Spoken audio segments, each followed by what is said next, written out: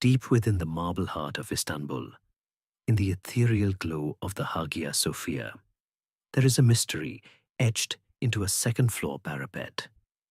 For nearly 1,000 years, it went unnoticed by the millions who passed through this sacred space: emperors, patriarchs, sultans, and tourists. It is a simple, faint scratching in the stone, almost lost to the wear of ages. It is not in Greek, the language of the Byzantine Empire, that built this marvel, nor is it in the elegant Arabic of the Ottomans, who later prayed here. The script is angular, primal, carved with the tip of a knife by a bored soldier a long, long way from home. The inscription simply reads, Halfdan var her. Halfdan was here. This small act of graffiti, this ancient Nordic tag, poses a profound question. How did a Viking, a man from the cold and misty north, find himself standing guard in the most magnificent cathedral in all of Christendom, with enough downtime to carve his name for eternity? His journey, and the journey of the thousands like him who would follow, is one of the great epics of the medieval world. It's a story that begins not in the golden city of Constantinople, but in a world of ice and wood and iron. I'm glad you're here. Wishing you peace, rest, and maybe a little historical inspiration before sleep. Take a moment to like the video and subscribe, but only if you genuinely enjoy what I do here.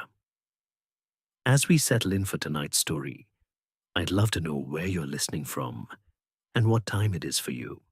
It's a wonderful thought to imagine us all, scattered across the globe, sharing this quiet moment together. The world that spawned Halfdan and his kin was not one of sprawling empires or glittering cities. Late 8th century Scandinavia was a fragmented tapestry of fjords, forests, and remote farmsteads. A land governed by the rhythm of long, dark winters and brief, brilliant summers. Picture a landscape carved by ancient glaciers, where mountains plunge dramatically into the cold, dark waters of the sea, and the air smells of salt and pine.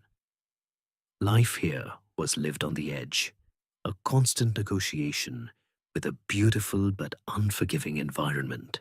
Society was not organized into nations as we would understand them, but into a patchwork of clans and petty kingdoms, each led by a chieftain or jarl, whose authority rested on his martial prowess, his generosity, and the fierce loyalty of his followers.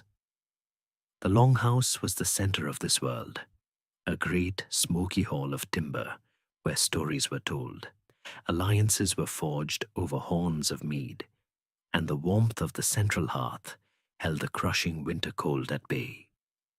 It was a world bound by a complex code of honor, where a man's reputation was his most valuable possession, and an insult could easily be answered with the sharp edge of an axe.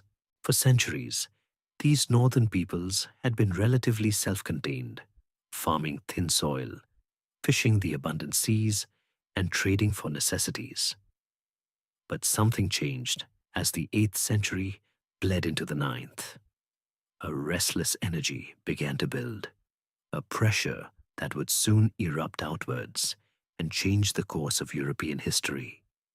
This eruption, which we now call the Viking Age, wasn't caused by a single event, but by a perfect storm of converging factors. The most straightforward explanation, the one long favored by historians, is a simple matter of demographics and geography. The Scandinavian homelands, particularly the fjord-riven coast of Norway, had a finite amount of arable land.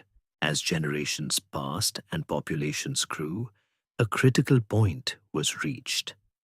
A farmer's land could only be divided so many times before the plots became too small to sustain a family.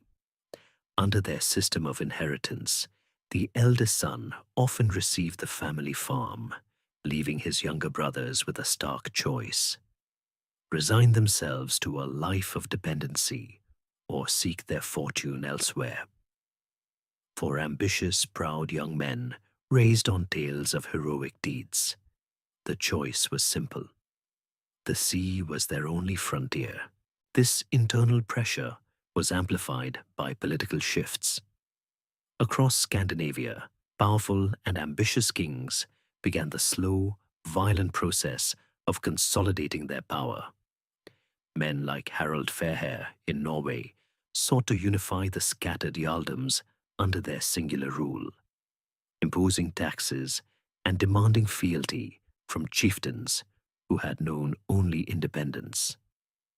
For many fiercely autonomous communities, this was an intolerable imposition.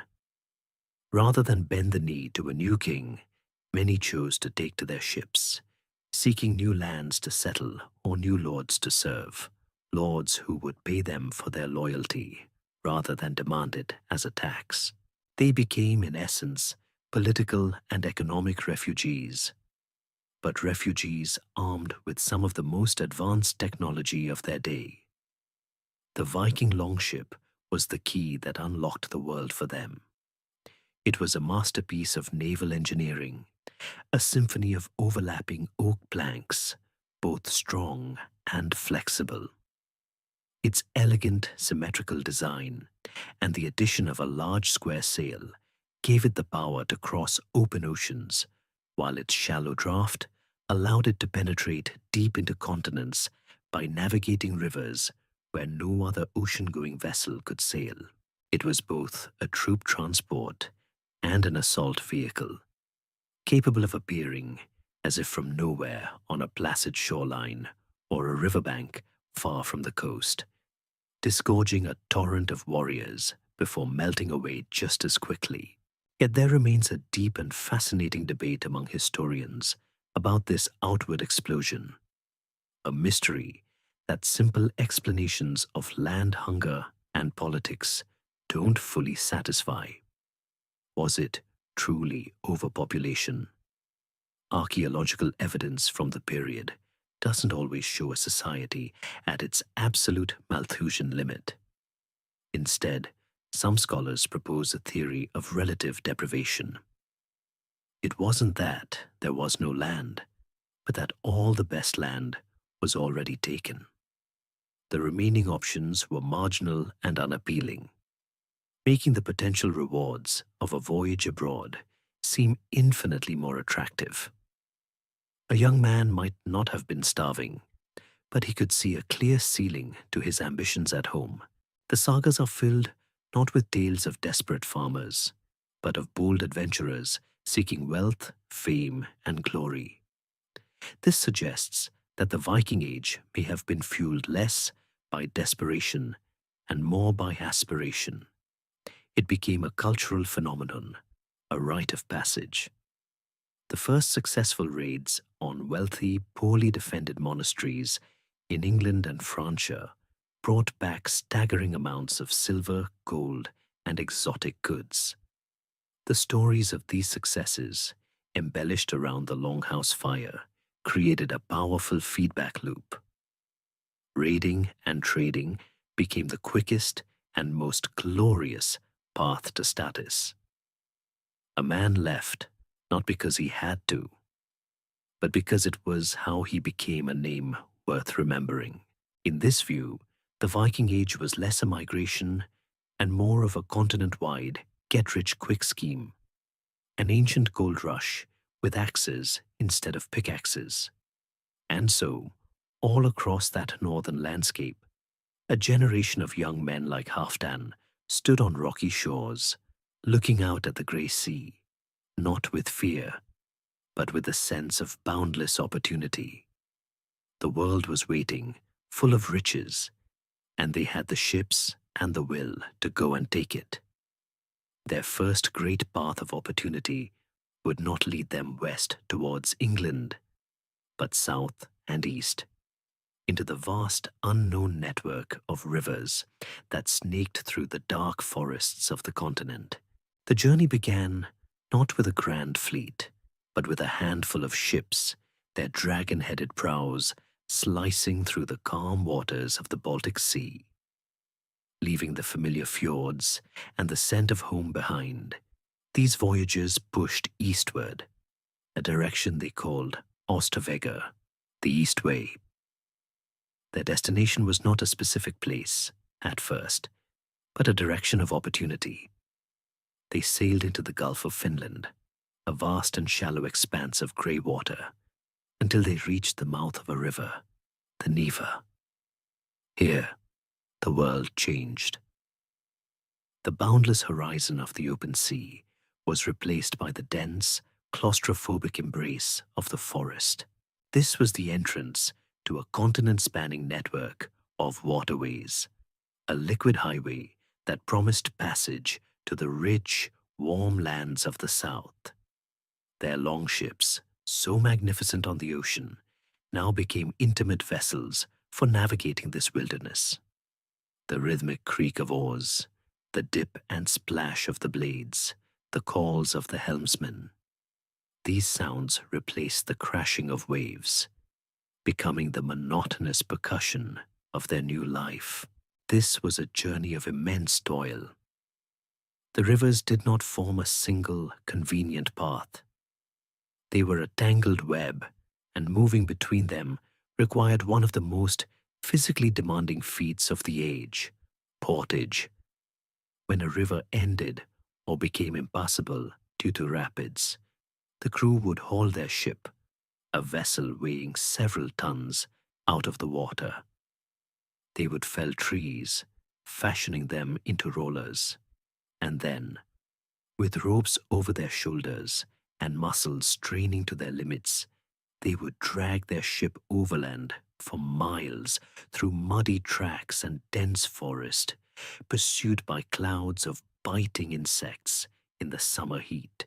It was grueling, back-breaking work that could last for days, a testament to their incredible determination and physical strength. Once they reached the next navigable river, the ship would be slid back into the water, and the slow, arduous process of rowing and sailing would begin anew. Down the Volkhov, into Lake Ilmen, then down the Lovat, with another portage to the headwaters of the Great Dnieper, or further east, a longer and more complex series of carries to reach the mighty Volga. Each route offered a different prize. The Volga snaked its way southeast to the Caspian Sea, opening a trade route to the silver mines of the Abbasid Caliphate in Baghdad. The Dnieper flowed directly south through a series of treacherous rapids, eventually emptying into the Black Sea and pointing the way towards the ultimate prize, Constantinople, which the Norsemen knew as Miklagard, the Great City. These men were not explorers in the romantic sense. They were businessmen, and their business was a brutal form of commerce. The forests they passed through were teeming with life, and the most valuable commodity was fur, the pelts of sable, marten, beaver, and black fox. This was the soft gold of the north, highly prized in the markets of the Caliphate and the Empire. They also traded in honey, wax, and amber. And in the darkest chapter of this enterprise, they traded in human beings. The Slavic and Finnic tribes who inhabited these lands became their prey. The Norsemen would raid villages, taking captives to be sold as slaves. Sakaliba, as they were known in the Arabic sources, in the markets of the south. But they were pragmatic. Raiding was not always the most profitable long-term strategy. Along the river routes, they established small, fortified outposts, Gardar, at strategic points like Aldegya, which became their first major base of operations. From these forts, they began to exert control over the surrounding tribes, demanding tribute in place of outright raiding. It was, in effect, a protection racket on a continental scale, a village that paid its tribute of furs, food, and silver would be left in peace. A village that refused would be taught the meaning of terror. Here in the endless forests and along the muddy riverbanks of Eastern Europe, a profound historical mystery begins to unfold, a debate that has raged for centuries. Who exactly were these people? We call them Vikings, but the local tribes and the chroniclers of the South gave them a different name, the Rus. The origin of this name is one of history's great puzzles. The most widely accepted theory, the Normanist theory, is that Russes derives from an Old Norse term, roder, meaning the men who row, a fitting description for people whose identity was defined by their ships. The earliest written account, the Russian Primary Chronicle, compiled centuries later, states plainly that the Slavic tribes, weary of their own internal conflicts, invited these Varangian Russes to come and rule over them. But this narrative has been fiercely contested, especially by Russian and Soviet historians who have advanced an anti-Normanist view. They argue that the Rus were a native Slavic group and that the role of a few Scandinavian warlords has been dramatically exaggerated, a story concocted to give a foreign-born dynasty legitimacy. The truth is likely somewhere in the murky middle, something that can be felt in the slow transformation that must have occurred over years spent on the rivers. A Norseman who left his fjord at 18 might spend a decade or more in this new world. He would learn the local languages, take a Slavic wife, and raise children who had never seen the sea in Norway. His name might be Einar at birth, but his Slavic neighbors might know him by a local name. While their leadership, their military tactics, and their names as recorded on treaties remained distinctly Scandinavian for generations, their culture was inevitably blending with that of the people they ruled and traded with. They were ceasing to be simply Scandinavians in a foreign land. They were becoming something new, forged in the crucible of these rivers. They were the Rus. As their grip on the northern riverways tightened and their fortified posts grew into towns, their gaze and their ambitions drifted ever southward. The silver dirhams from Baghdad were a fine prize, but the stories told by the few who had ventured all the way down the Dnieper were of a different order entirely. They spoke of a city so vast, so wealthy, so heavily fortified that it beggared the imagination. A city with walls that touched the clouds and buildings topped with shimmering gold. The path to Miklagard was dangerous, guarded by hostile nomadic tribes and a series of 7 terrifying rapids. But the potential reward was the wealth of an empire. The network of forts and trading posts that the Russes had meticulously established along the great river roads was like a string of pearls, but it lacked a clasp. It was a commercial enterprise, immensely profitable for those who survived it, but it was not yet a state. Power was diffuse, held by individual chieftains and their warrior bands, the Družina. To take the next step, to truly dominate the lucrative trade route to the south and deal with the Byzantine Empire as equals, they needed a center of gravity, a capital from which to project power, gather tribute, and consolidate their rule over the vast, fractious territory they traversed. The story of how this happened, as passed down by the monks who wrote the Russian Primary Chronicle centuries later, begins not with a conquest, but with an invitation. The Chronicle tells us that the Slavic and Finnic tribes of the north, having driven out one group of Varangian tribute collectors, promptly descended into bitter infighting. Weary of chaos, they supposedly sent a delegation across the sea with a message. Our land is great and rich, but there is no order in it.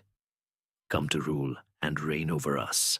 Whether this remarkable invitation ever actually happened is one of the great open questions of this era. It feels a little too convenient, a story perfectly crafted to legitimize a foreign dynasty's rule by portraying it as a consensual act.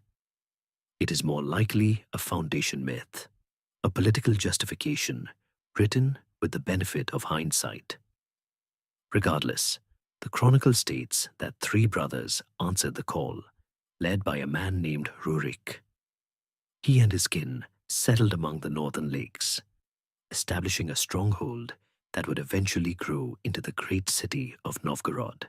Rurik himself is a ghost in the historical record, a figure so shrouded in legend that some historians doubt he ever existed as a single person. But the dynasty that would rule the lands of the Russes for the next 700 years would proudly bear his name, the Rurikids. The process he represents, the shift from raiding and trading to ruling, was very real indeed.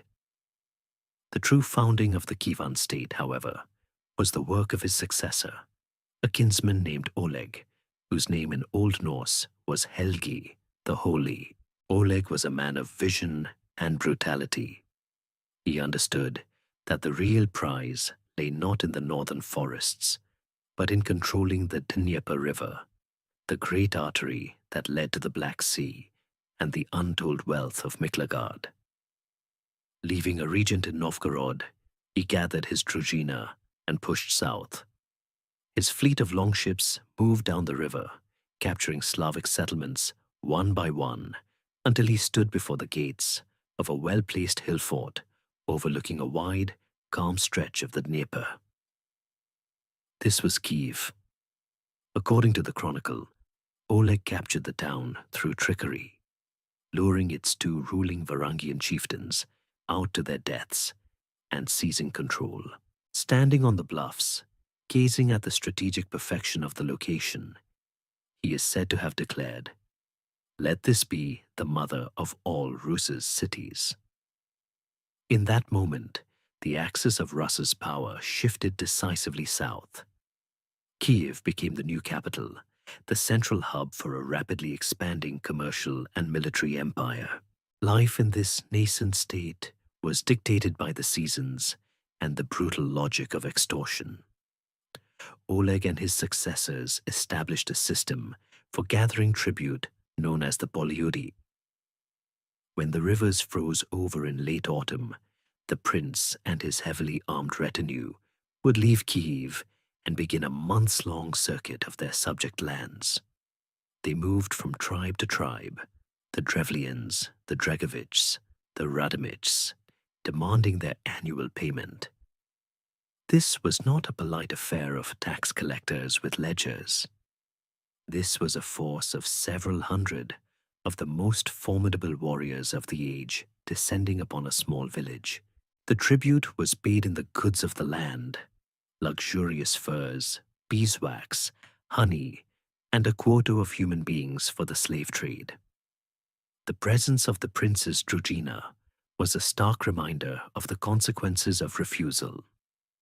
Any tribe that withheld its tribute would see its villages burned and its people slaughtered or enslaved.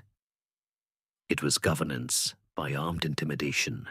When spring arrived and the ice on the Dnieper began to break, the tribute-laden Rus would return to Kiev.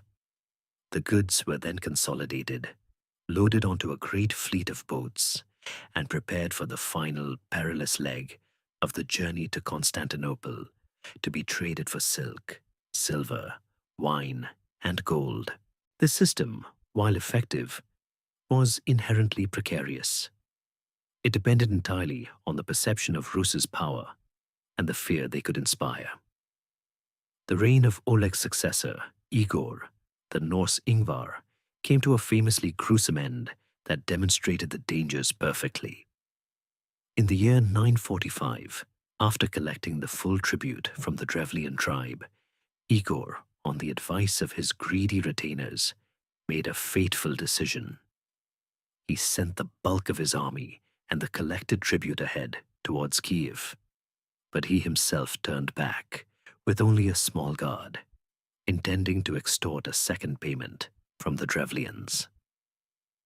This was a fatal miscalculation. The Drevlians, having already paid once, saw this not as governance, but as pure predation. An ambush was set. Igor's small band was overwhelmed and slaughtered. The Drevlian prince, Mal, is reported to have said, "If a wolf comes to the sheep, he will take away the whole flock one by one, unless he be killed." Igor was subjected to a horrific execution, tied to 2 bent birch trees, and then torn apart as they were released. The first Kievan state was plunged into crisis. Its ruler was dead, his heir was a mere infant, and a subject tribe was in open, violent rebellion.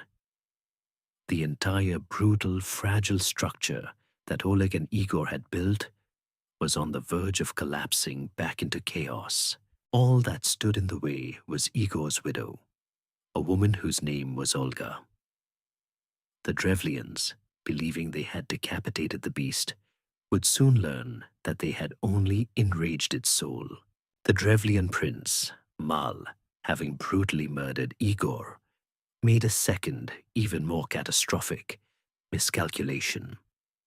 Flush with his victory, he sent his chief negotiators to Kiev with an audacious proposal for the grieving widow, Olga. They would have her marry their prince, Mal, effectively annexing the Kievan state and placing her young son, Sviatoslav, under their control. They arrived by boat at Kiev, proud and confident, announcing their mission not as petitioners, but as conquerors. Olga, showing a mask of demure acceptance, greeted them with unnerving kindness. "Your proposal is pleasing to me," she said, her voice soft. "Indeed, my husband cannot rise from the dead, but I desire to honor you tomorrow in the presence of my people. Go now to your boat, and when my people come for you in the morning, say that you will not walk, but that they must carry you in your boat."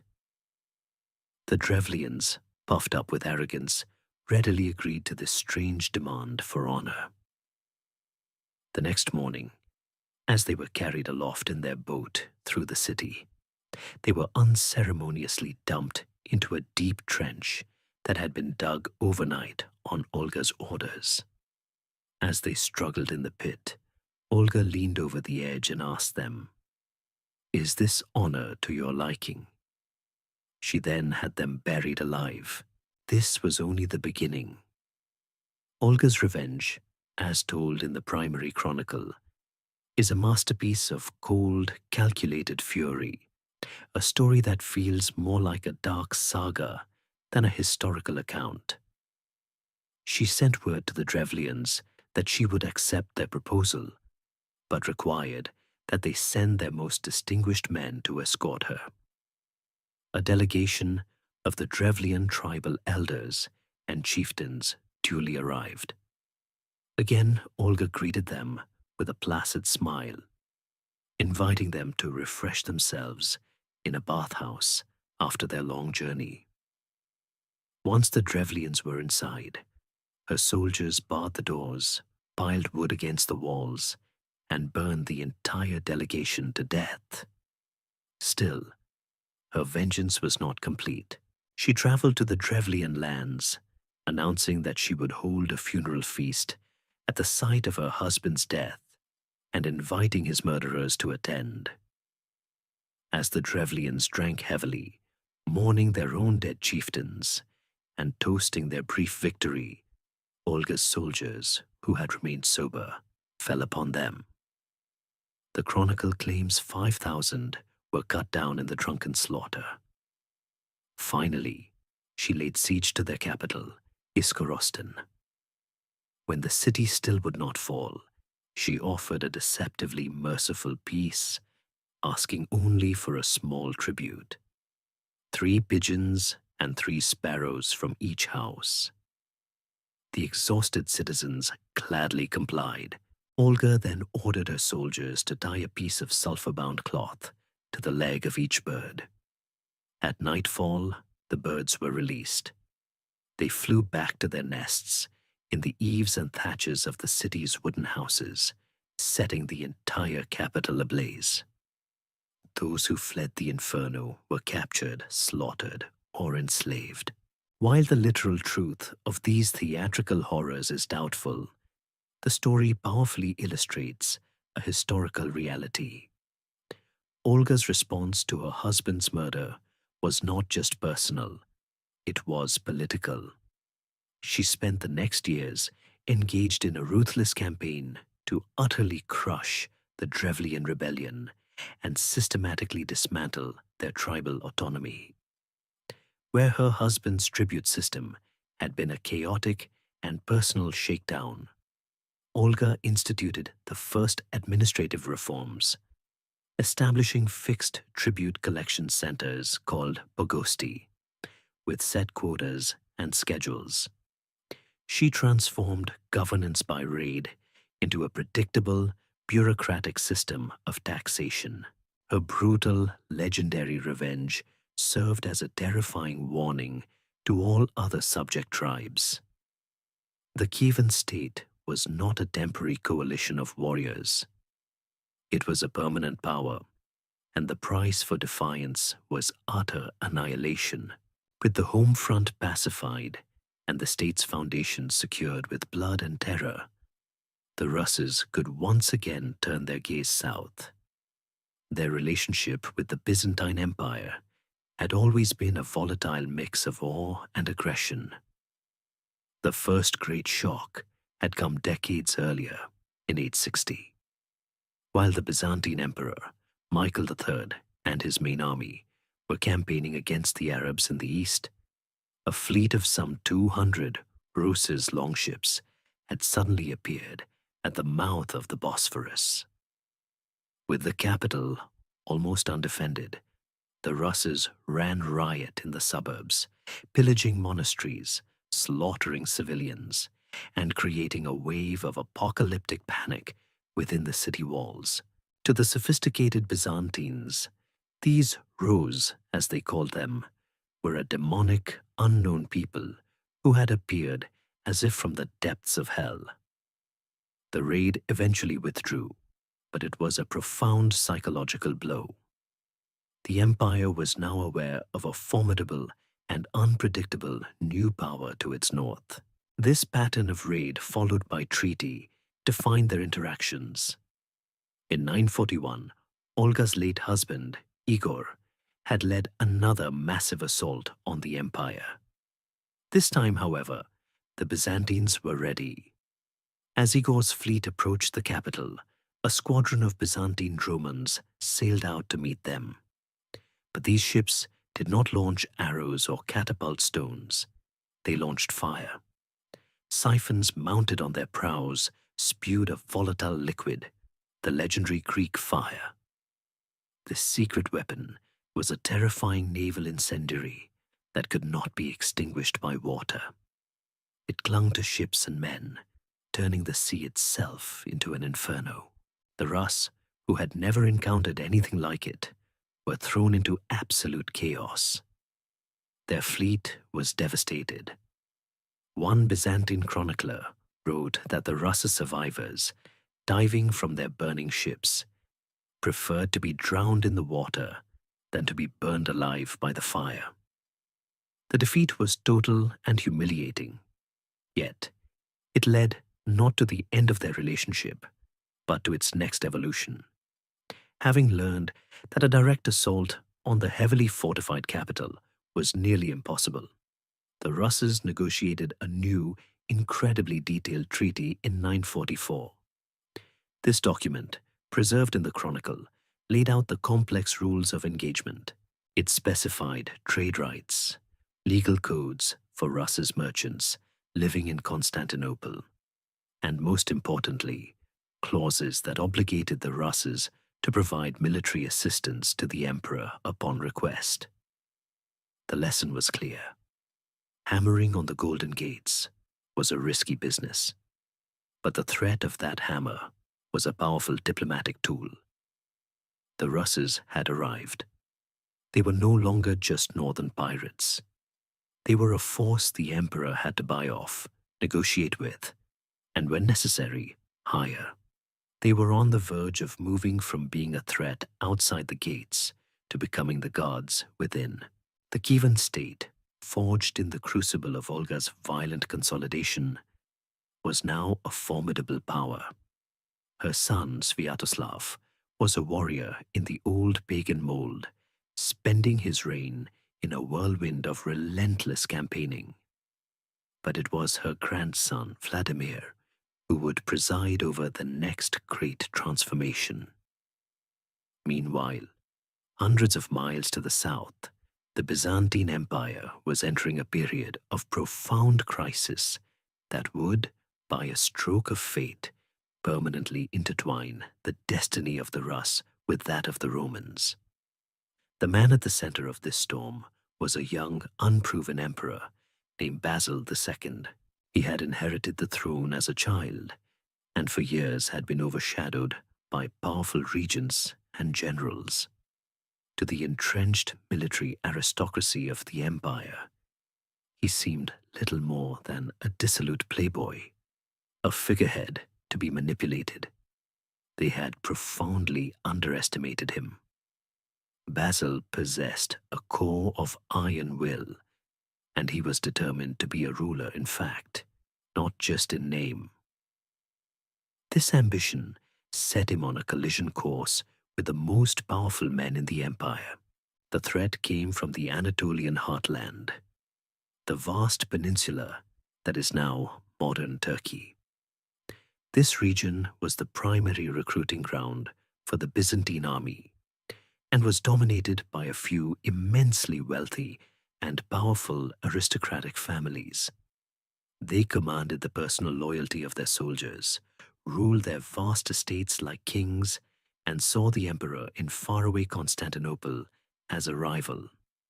Two men stood above all others, Bardas Skleros and Bardas Phokas. In 976, Skleros rose in open rebellion, declared himself emperor, and quickly conquered most of Anatolia. Basil, lacking a reliable army of his own, was forced to turn to the rebels' chief rival, Bardas Phokas, to put him down. Phokas, a brilliant and ruthless commander, succeeded, defeating Skleros and sending him into exile. But in doing so, Basil had merely traded one existential threat for another.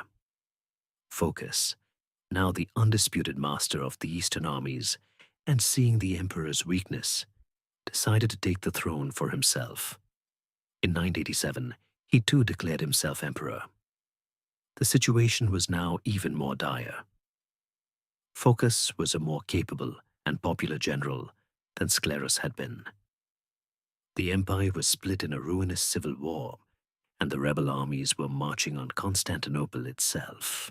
Basil was trapped in his capital, a ruler in name only. His own armies were a viper's nest of questionable loyalties, filled with men whose families and commanders were aligned with the rebels. He could trust no one. In this moment of supreme desperation, with his back well and truly against the wall, Basil looked north. He knew of the Rus. The empire had fought them, traded with them, and hired them as mercenaries for specific campaigns.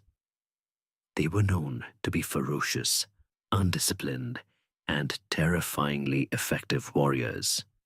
Crucially, they had no stake in the complex web of Byzantine politics. Their loyalty could be bought, and once bought, it was absolute. Basil sent envoys to Vladimir, Grand Prince of Kiev, with an offer that must have stunned the Russ's court. He needed an army, an elite force of 6,000 warriors, to be sent to him immediately. In return, he offered Vladimir a prize beyond imagining, the hand of his own sister, Anna Porphyrogenita, in marriage. To the modern ear, A political marriage may not sound like much, but in the rigid, hierarchical world of Byzantine diplomacy, this was a world-shattering event. Anna was Porphyrogenita, born in the purple, meaning she was not just any princess, but the daughter of a reigning emperor, born in a special purple-tiled chamber of the great palace. Such a princess had never, ever been given in marriage to a foreign ruler, let alone a pagan barbarian chieftain. It was a violation of centuries of tradition, a move so radical that it signaled the sheer terror and desperation of Basil's position. For Vladimir, the offer was the ultimate status symbol. Marrying a purple-born princess would elevate him and his entire dynasty to a level of prestige unmatched by any other ruler in the world. It was an offer he could not refuse. He accepted the terms with one major condition of his own. He and his entire people would convert to Orthodox Christianity. The deal was struck. A pagan prince would receive a Roman princess and a new religion. A beleaguered emperor would receive an army. In the winter of 988, a fleet of Rus's longships sailed down the Dnieper and across the Black Sea, arriving in the Golden Horn, the great natural harbor of Constantinople. The 6,000 warriors who disembarked were a shocking sight in the sophisticated, silk-clad capital. They were giants, bearded and long-haired, clad in mail and furs, carrying round shields, and, most unnervingly, enormous double-headed axes that they wielded with terrifying skill. They were the physical embodiment of raw northern power. Basil wasted no time in unleashing his new weapon. He ferried the Rus, now officially in his employ, across the Bosphorus at night. They fell upon the unsuspecting rebel camp at Chrysopolis in a surprise attack, slaughtering them in their sleep.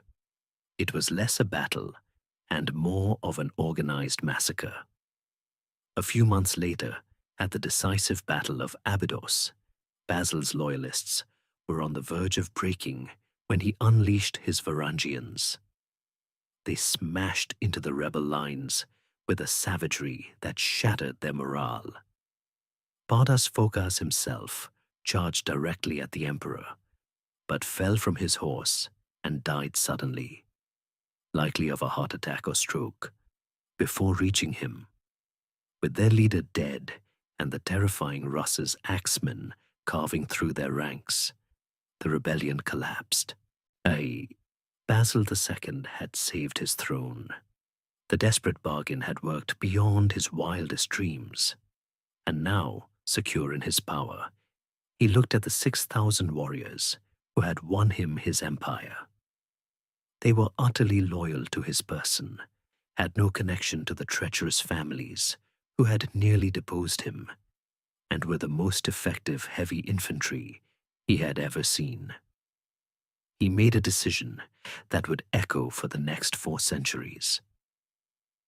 He would not send them home. He would keep them, formalize their position, and make them his personal permanent guard. In the bloody aftermath of a civil war, a group of mercenaries hired in a moment of panic was institutionalized. The Varangian Guard was born, with the rebellion crushed and his throne secured by foreign axes. Basil II fundamentally reshaped the security of the imperial office. The 6,000 Rus's warriors were not just kept in his employ. They were elevated, becoming a new, permanent, and elite branch of the imperial household guards. The Tagmat on Varangian, the Tagma of the Varangians.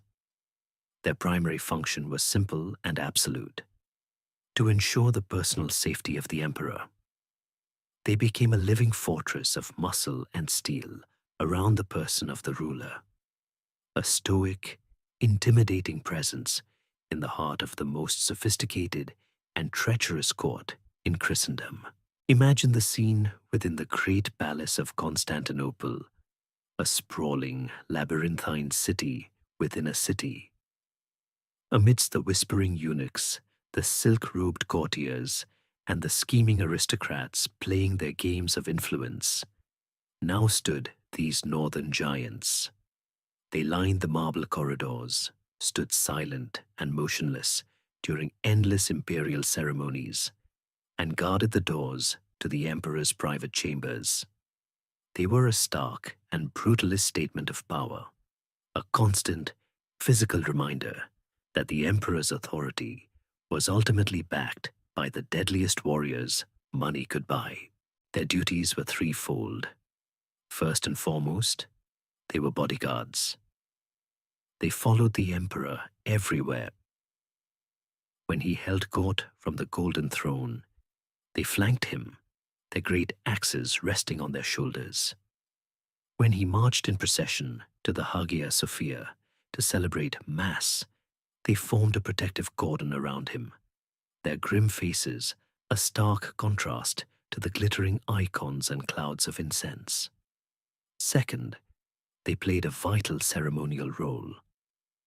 The Byzantine court was all about spectacle, and the Varangians were the ultimate stage dressing. Foreign ambassadors arriving at the palace would be led past ranks of these formidable barbarians, a deliberate piece of psychological stagecraft designed to awe and intimidate. During imperial acclamations, the guard would participate with a uniquely northern flair, rhythmically banging the butts of their axe hafts on the marble floors, the thunderous sound echoing through the halls as a show of loyalty. Their third, and perhaps most crucial role, was that of palace police and high-stakes jailers. When a powerful general or a plotting nobleman needed to be arrested, the emperor would not send the regular city guard, who might have ties of kinship or patronage to the accused. He sent the Varangians. They were incorruptible, impartial enforcers, because they existed completely outside the web of Byzantine family politics. They had no local allegiances. Their only allegiance was to their paymaster on the throne. The symbol of the guard, the tool that came to define their public image, was the Danish axe. In Greek, it was called the pelekes. This was not a one-handed weapon for skirmishing. It was a terrifying piece of military hardware, a broad, crescent-shaped blade mounted on a shaft as tall as a man. It required two hands to wield effectively, meaning the user had to forsake a shield. But its power was devastating. A strong Varangian could cleave through a helmet and the skull beneath it, sever a limb in a single stroke. Or even, as contemporary accounts claim, cut down a knight's armored horse. This axe became so synonymous with the guard that Byzantine writers often simply referred to them as the Pelekiphoroi, the axe-bearers. The image of the emperor, God's regent on earth, being guarded by axe-wielding barbarians, was a paradox that perfectly encapsulated their unique position. This brings us to the central mystery of the Varangian Guard. How was the fierce, unwavering loyalty of a purely mercenary force maintained not just for a single campaign or a single reign, but for centuries? The most obvious answer, of course, is gold. The Varangians were paid an astronomical salary, far more than any native Byzantine soldier. They had first pick of the plunder on campaign, and as we shall see, they even had the contractual right to loot the palace treasury upon an emperor's death. This immense wealth was a powerful incentive. But money alone cannot fully explain a loyalty that held fast through coups, disasters, and the reigns of both brilliant and incompetent emperors. The loyalty was also built on a foundation of immense prestige. For a young man from the harsh landscapes of Scandinavia or the forests of the Rose to be accepted into the Varangian Guard was to have won life's lottery. It was the single greatest martial achievement possible. A career path that guaranteed not only wealth, but legendary status. To serve the Emperor of Constantinople, the successor to the Caesars, was to stand at the very center of the civilized world. Furthermore, their status as foreigners was not a weakness, but the key to their reliability. They were socially and politically isolated within Constantinople. They had no path to land ownership, no way to marry into the aristocracy, no hope of becoming a general or a politician. Their entire existence, their wealth, their safety, their status, depended entirely and exclusively on the well-being of the one man who employed them, the emperor. Betraying him would mean not just losing a job, but becoming a stateless outlaw in a hostile empire. This shared, precarious position fostered a powerful esprit de corps. The Guard became a brotherhood, a self-policing institution whose most valuable asset was its collective reputation for unbreakable loyalty. This reputation was their brand, and they protected it fiercely. A new recruit from the north wasn't just joining an army. He was being inducted into a tradition, an ethos of fidelity that had become legendary. The oath he swore was not to an abstract state, but a deeply personal Germanic oath of fealty to the man on the throne. And so, the desperate bargain Basil II had made in a moment of crisis was transformed into a permanent, stable, and surprisingly resilient institution. A wall of axes and oaths that would protect the heart of the empire for generations to come. The Varangian Guard, with its promise of immense wealth and martial glory, quickly became a powerful magnet for the dispossessed and ambitious youth of Northern Europe. It was a meritocracy of violence, where a strong sword arm and a sharp mind could elevate a man far beyond the station of his birth. It was the perfect destination for the younger sons of chieftains with no land to inherit, or for political exiles who had lost everything at home. Of all the thousands who made the long journey down the river road to seek service in Miklagard, one man's story stands above all others. A career so spectacular that it became the archetypal Varangian saga. His name was Harald Sigurdsson, a man history would come to know as Harald Hardrada, the Hard Ruler. His life was proof that the Guard was not just a career, but a potential pathway to a throne. Harald's story begins in the bloody chaos of a dynastic struggle. In the year 1030, at the Battle of Stiklestad, his half-brother, King Olaf II of Norway, was killed trying to reclaim his kingdom from the Danish king Knut the Great. Harald, a mere 15-year-old at the time, fought fiercely at his brother's side and was badly wounded. With the battle lost and his king dead, the young prince became a fugitive in his own land.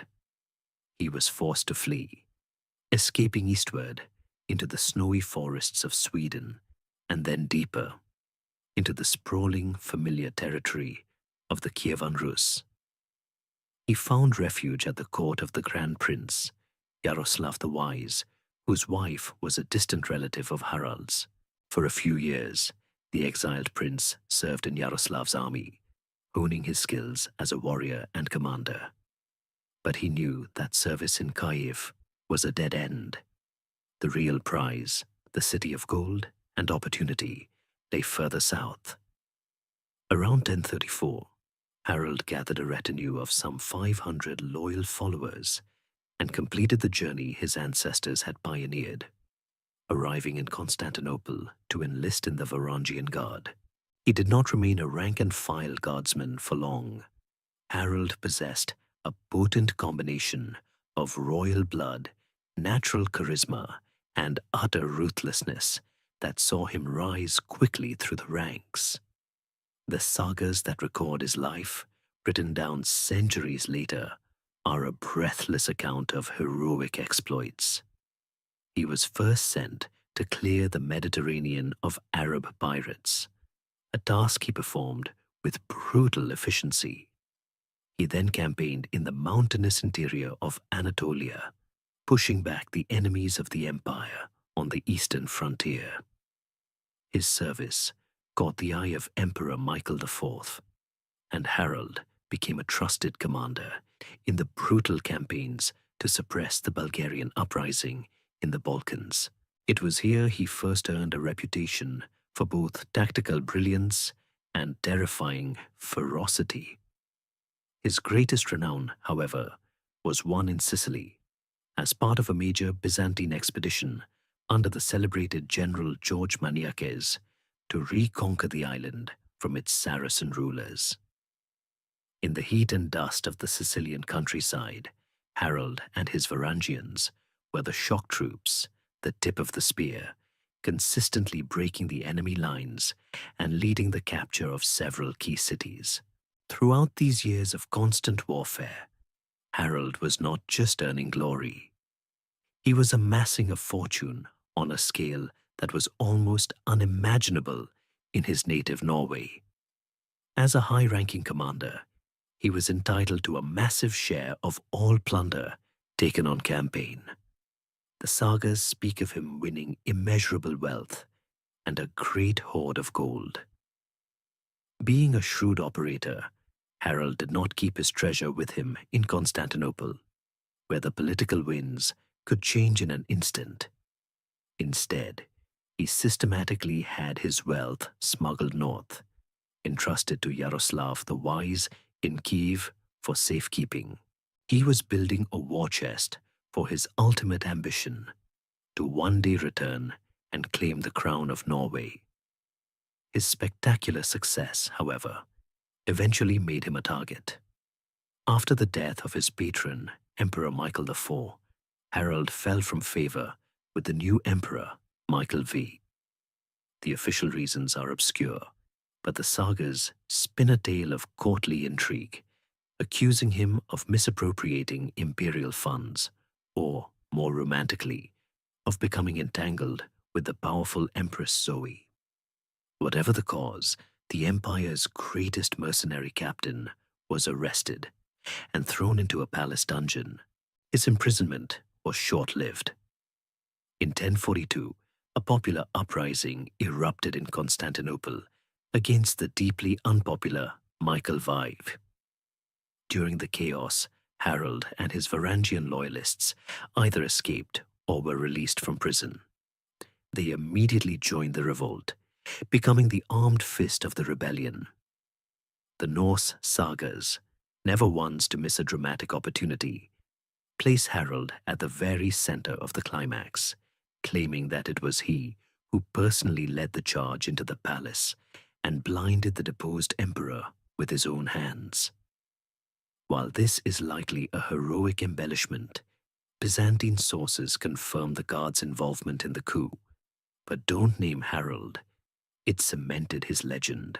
With the old emperor deposed and a new regime in power, Harold, now a celebrated hero, requested permission to leave the Guard and return home. His request was finally granted. He traveled back to Kiev, where he was reunited with his vast treasure. He left the south a penniless exile.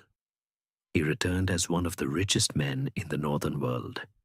He used his Byzantine gold to fund a massive army, married Yaroslav's daughter, and sailed back to Norway. His arrival, backed by a veteran army and an immense fortune, forced his nephew, the reigning king, to accept him as co-ruler.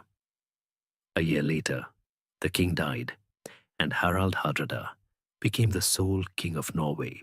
His incredible journey, from fugitive prince to Varangian captain, to Norwegian king became the ultimate recruiting poster for the Guard, a legend that would inspire Northerners for generations to follow the path of the Axemen to the golden city of Miklagard. The spectacular career of Harald Hardrada demonstrates the path to individual glory, but his story is just one thread in the much larger tapestry of the Varangian Guard's military service. While a contingent always remained in Constantinople to guard the emperor's person, the bulk of the Guard was a deployable elite field unit, the iron core of the Byzantine campaign armies. They were not just ceremonial axe-bearers for palace pageantry. They were the empire's ultimate problem solvers, sent to the bloodiest frontiers to face the most dangerous foes. Their deployment on the battlefield represented a fascinating counterpoint to traditional Byzantine military philosophy. For centuries, the Romans had cultivated a highly sophisticated and cautious art of war. Their military manuals, or tactica, emphasized maneuver, logistics, skirmishing, and psychological warfare. The ideal Byzantine victory was won without a major battle, by outsmarting and outlasting an opponent. Brute force, head-on assaults were seen as crude, costly, and a sign of poor generalship. The Varangians, however, were the living embodiment of the head-on assault. They were the sledgehammer in the emperor's otherwise surgical toolkit. Their primary operational area for much of the 11th century was on the northern and eastern frontiers, a violent and ever-shifting landscape. To the north, along the Danube River, they faced the Pechenegs, a nomadic Turkic people who were masters of steppe warfare. A Pecheneg army was a terrifying whirlwind of horse archers. They refused to engage in set-piece battles, instead swarming around their enemy, peppering them with arrows from all sides, feigning retreats to lure their opponents into traps, and then melting away back into the vast grasslands. For most infantry, this was a psychologically shattering experience. But the Varangians were different. Their heavy mail armor offered good protection from the endless hail of arrows, and their northern discipline gave them the fortitude to stand firm under pressure. They would form a dense shield wall, a bristling rampart of wood and steel, from which their great axes could project. While the Byzantine cavalry skirmished with the Pecheneg horsemen on the flanks, the Varangian line would hold the center, an immovable anchor against which the nomadic tide would break. In the east, they faced different challenges. In the rugged mountains of Armenia and Georgia, they fought local princes and Arab emirs in grueling campaigns of siege warfare and brutal mountain combat. Here, their role was often to lead the assault on fortified positions, their raw aggression and heavy axes perfectly suited for the bloody work of storming a castle wall or breaking down a city gate. After Basil II completed his final, brutal conquest of the Bulgarian Empire, it was the Varangians who were stationed in the key fortresses, their loyalty and fearsome reputation helping to solidify imperial control over a hostile and newly conquered population. It was also in the east that they would face the enemy that would ultimately define the fate of the empire, the Seljuk Turks. Like the Pechenegs, the Seljuks were masters of horse archery, but they were more numerous, more organized, and driven by the potent combination of nomadic expansion and religious fervor. As the first waves of Seljuk raiders began to probe the Byzantine defenses in Anatolia, the Varangian Guard became the army's essential bulwark. Their unwavering nerve and ability to hold a position to the last man were invaluable assets against an enemy whose entire strategy was based on shattering their opponent's morale. This raises a fascinating question about the Guard's role in the broader Byzantine military. Did the introduction of this uniquely aggressive, head-on fighting force fundamentally change the way the Byzantines waged war? Did the availability of a reliable berserker charge make Byzantine commanders lazy, less willing to employ the subtle and complex maneuvers that had served them so well for centuries? The evidence suggests that this was not the case. The Varangians did not replace Byzantine tactical doctrine, they enhanced it. They gave the emperor a new and powerful capability that his armies had often lacked: a heavy infantry force with unbreakable morale. A Byzantine general could now design a battle plan with the absolute certainty that the Varangian contingent holding the center would not break, no matter the pressure. This steadfast anchor allowed the other, more flexible elements of the army, the heavy cavalry cataphracts, the light infantry skirmishers, and the horse archers, to perform their own specialized roles with much greater freedom and confidence. They were the rock around which the more fluid currents of Byzantine strategy could flow. In an age when armies were often feudal levies of questionable loyalty or mercenary companies who might flee if the battle turned against them, the Varangians were a known quantity. Their loyalty was to their gold and their oath, and their battlefield ethos was simple. They would advance when ordered. They would hold their ground until told to retreat, and they would die where they stood rather than break formation. Byzantine writers of the period, like Michael Sellos, speak of them with a kind of horrified admiration, describing them as frightful to look at and more frightful to hear, with their strange northern tongue and their savage battle cries. They were the emperor's iron insurance policy, a force that could be relied upon to march into the jaws of death, their great axes swinging when all other options had failed. This fearsome reputation, forged in the Balkans and on the dusty plains of Anatolia, would next be tested in a completely different theater of war: the sun-drenched islands and coastlines of the Mediterranean. While the Varangian Guard was proving its worth in the endless forests and dusty plains of the east, another contingent was dispatched to a completely different world. This was the complex, sun-drenched, and perpetually chaotic theater of southern Italy. Since the fall of the Western Roman Empire, Italy had been a fractured land, a battleground for competing powers.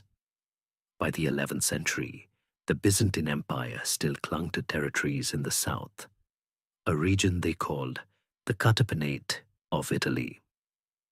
But their hold was precarious, challenged by resentful Lombard princes, the German Holy Roman emperors to the north, and the powerful Saracen emirate that controlled the wealthy island of Sicily. Into this volatile mix, a new and disruptive element had recently arrived: small roving bands of Norman mercenaries from France, land-hungry adventurers who sold their swords to the highest bidder. In 1038, the empire decided to launch its last great offensive in the west, an ambitious campaign to reconquer Sicily. The man chosen to lead this expedition was a general perfectly suited to the epic task: George Maniakes. He was a man of immense physical presence, a literal giant, according to the chroniclers, and a brilliant, if notoriously hot-tempered, military commander. Maniakes assembled a classic Byzantine expeditionary force, a multi-ethnic army that reflected the empire's cosmopolitan nature. It included native Greek troops, levies from their remaining Italian provinces and a sizable contingent of Lombard defectors. But the core of his elite infantry, the force he relied upon for the most difficult tasks, was a detachment of the Varangian Guard. Among their leaders at this time was the seasoned exile who was busy building his legend and his fortune, Harald Hardrada. These northern axemen, more accustomed to snow and frost than to the relentless Mediterranean sun, now found themselves fighting under the shadow of the smoking volcano, Mount Etna. Alongside them in this strange new army was another group of northern warriors, a band of 300 Norman knights, led by William de Hauteville, a man who would soon earn the nickname Iron Arm. And so, on the shores of Sicily, two of the most formidable warrior cultures of the age, the Varangians in imperial service and the freebooting Normans, found themselves fighting side by side, a tense and temporary alliance of convenience. The campaign began with a string of dazzling successes. Maniakes and his Varangian spearhead proved to be an unstoppable combination. They stormed the ancient city of Messina, securing a beachhead on the island. They marched into the rugged interior, and at the Battle of Troina, the Varangians led a desperate charge that shattered a superior Saracen and Sicilian force, a victory that cemented their fearsome reputation on the island. The sagas of Harald Hardrada are filled with tales from this campaign, painting him as the hero of every engagement. While these accounts are certainly embellished, the core truth is that the Varangians were instrumental in the conquest. They led the final successful assault on the great city of Syracuse, the ancient capital of the island, which had been under Muslim rule for over 2 centuries. For a brief, brilliant moment, it seemed as if the dream of a Roman Sicily was once again within reach. But what was the relationship really like between the two groups of northern warriors in Maniakes' army? This is a fascinating historical mystery, as the chronicles rarely delve into the personal dynamics of mercenary camps. The Varangians and the Normans were, in a sense, distant cousins, both heirs to the Viking tradition. Yet their circumstances were worlds apart. The Varangians were the insiders. They were an established, elite institution, sworn directly to the emperor and enjoying immense pay and prestige. They saw themselves as the rightful heirs to a long and glorious tradition of service. The Normans were the outsiders. They were newcomers, scrappy freelancers, fighting not for an oath to a distant emperor, but for immediate plunder and the hope of carving out a piece of land for themselves. It is likely their relationship was defined by a tense professional rivalry. They were competitors for the glory, the plunder, and the favor of their Byzantine commanders. We can imagine a camp filled with grudging respect for each other's fighting prowess, but also with cultural friction and mutual suspicion. To the Varangians, the Normans were probably seen as uncouth upstarts. To the Normans, the Varangians may have seemed like pampered house troops, too comfortable in their gilded imperial cage. This simmering rivalry and the inherent fragility of the multi-ethnic army were exposed when the campaign began to unravel. George Maniakes, for all his brilliance on the battlefield, was arrogant and politically inept. He publicly insulted the commander of the fleet, a high-ranking court eunuch who subsequently sailed back to Constantinople and began plotting against him. Maniakes also alienated his Lombard and Norman mercenaries by distributing the captured booty unfairly. Feeling cheated, William Ironarm and his Normans abandoned the campaign and returned to the Italian mainland, where they promptly switched from hired muscle to conquerors in their own right, seizing Byzantine towns for themselves. Soon after, due to the machinations at court, Maniakes himself was arrested and recalled to the capital in chains. Without his leadership, the Sicilian expedition fell apart. The cities he had conquered were quickly lost, and the grand strategic effort collapsed into failure. The Sicilian adventure was a pivotal moment. It was the last time the Byzantines and Varangians would fight alongside Normans as nominal allies. From this point forward, the Normans would become their most tenacious and dangerous enemies in the West. The campaign that began with so much promise had not only failed to reconquer Sicily, but it had also unleashed the very force that would soon drive the Byzantines from Italy altogether, setting the stage for decades of bitter conflict between the emperor's loyal axemen and their ambitious Norman cousins. The tragic end of the Sicilian campaign, undone not by the enemy, but by the poisonous whispers of court intrigue, highlights a central reality of the Byzantine world. The greatest threat to an emperor often came not from foreign armies, but from the factions and families within his own palace. In this glittering, claustrophobic environment of plots and conspiracies, the Varangian Guard's role as the emperor's incorruptible protectors was more critical than ever.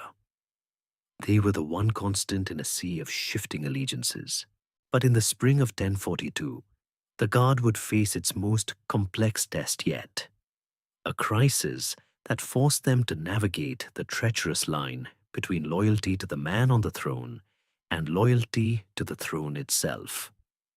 This test would culminate in a shocking act of violence that cemented their role as not just bodyguards, but as the ultimate arbiters of imperial power. The political situation at the time revolved around the aging Empress Zoe, daughter of a previous emperor, and one of the last living links to the legitimate Macedonian dynasty. Lacking a son, she had ruled through a series of husbands she had elevated to the position of co-emperor. After the death of her fourth husband, Michael IV, his nephew, also named Michael, was adopted by Zoe and ascended the throne as Michael Phoebe. His nickname was Calaphates, the Colker, a sneering reference to his father's lowly original profession. Michael V owed his crown entirely to his adoptive mother, but he was ambitious and foolishly arrogant, chafing under the authority of the powerful empress. He made a catastrophic political miscalculation. Believing his power was secure, he secretly had Zoe arrested, tonsured as a nun, and exiled to a monastery on a remote island. He then announced to the people of Constantinople that their beloved empress was gone, and that he was now the sole and absolute ruler. He had expected the city to acquiesce. Instead, it exploded. The news of the exile of the legitimate Porphyrogenitor empress by a low-born usurper ignited a firestorm of popular fury. The people of Constantinople, who had a deep and abiding reverence for the Macedonian bloodline, poured into the streets. What began as a protest quickly swelled into a full-blown insurrection. A vast mob, armed with whatever they could find, laid siege to the great palace, their roar echoing through the marble halls. "We do not want the Colker for our emperor. We want our mother, Zoe." The city descended into chaos. The Varangian Guard, including her recently freed Harald Hardrada, was now in an impossible position. Their oath was sworn to the reigning emperor, Michael V, who was now barricaded inside the palace. But their duty was to protect the imperial office. an office that was now being rejected with terrifying unanimity by the entire population. The man they were paid to protect had lost all legitimacy in a single stupid act. As the mob began to break through the palace defenses, Michael Fye panicked. In a desperate attempt to quell the riot, he ordered that Zoe be brought back from her exile immediately. She was hastily dressed again in her imperial robes and presented to the people on a balcony. But it was too little, too late. The sight of her did not placate the crowd, it only enraged them further, as they saw it as a cynical trick. The uprising had taken on a life of its own, and the cry now went up for Zoe to rule jointly with her estranged sister Theodora. Seeing that all was lost, Michael Fye and his uncle, the chief minister, fled the palace. They took a small boat across the water to the ancient and venerable monastery of Studios, where they claimed the right of sanctuary at the holy altar. The government of the city collapsed and reformed around the two empresses, and one of their first acts was to pass judgment on the fugitive emperor. A detachment of the new regime's officials was dispatched to the monastery to arrest him. And for the raw, physical work of dragging an anointed emperor from a holy altar, there was only one force for the job: the Varangian Guard. They found Michael Fye clinging to the altar, terrified. What happened next is the source of a deep and compelling historical mystery. The Norse sagas, ever eager to glorify their hero, claim that it was Harald Hardrada himself who made the decision, strode into the church, and personally tore out the emperor's eyes. The more sober Byzantine accounts simply state that the Varangians, acting on the orders of the new government, apprehended Michael and his uncle, who were then publicly blinded. Did the guards simply follow the orders of their new paymasters? Or did they, in that moment of crisis, make a conscious decision on their own initiative? The truth likely lies in a nuanced middle ground. This event shows a critical evolution of their role. Their loyalty was not simply to whoever happened to be wearing the purple boots at any given moment. It was a deeper loyalty to the legitimacy of the imperial office. By exiling Zoe, Michael Fye had forfeited that legitimacy. In siding with the popular will and the legitimate dynasty, the Guard was not breaking their oath, but fulfilling a higher purpose, preserving the stability of the throne. They were not just hired muscle, they were the violent immune system of the body politic, and Michael V was a disease they were helping to purge. The blinding was a message, a brutal and unambiguous statement of their true function, a warning to all who would follow that the axemen from the north protected not just the emperor, but the very idea of the empire. After the bloody drama of a palace coup and the grim work of acting as imperial enforcers, what was life like for an ordinary Varangian guardsman? Not every man was a prince in exile like Harald Hardrada, destined for a throne. Most were simply young, ambitious men who had gambled everything on the long journey south. For them, service in Constantinople was a surreal existence, a life of immense privilege and profound alienation, lived out in the heart of the world's most dazzling and dangerous city. It was a life defined by three things that drew men from 1,000 miles away: wealth, women, and wine. The foundation of their entire experience was the extraordinary amount of money they earned. Their salary, the roga, was paid directly from the imperial treasury in solid gold numisma coins. It was a sum that made them the envy of the regular Byzantine army and placed them, in terms of sheer disposable income, among the city's elite. An ordinary Varangian could earn more in a month than a local farmer might see in a decade. This immense wealth shaped their entire existence. When they walked through the Mace, the great central thoroughfare of Constantinople, they were not just soldiers, they were wealthy patrons, merchants selling fine silks, exotic spices, and intricate jewelry would have targeted them directly. Tavern keepers would have welcomed them with open arms.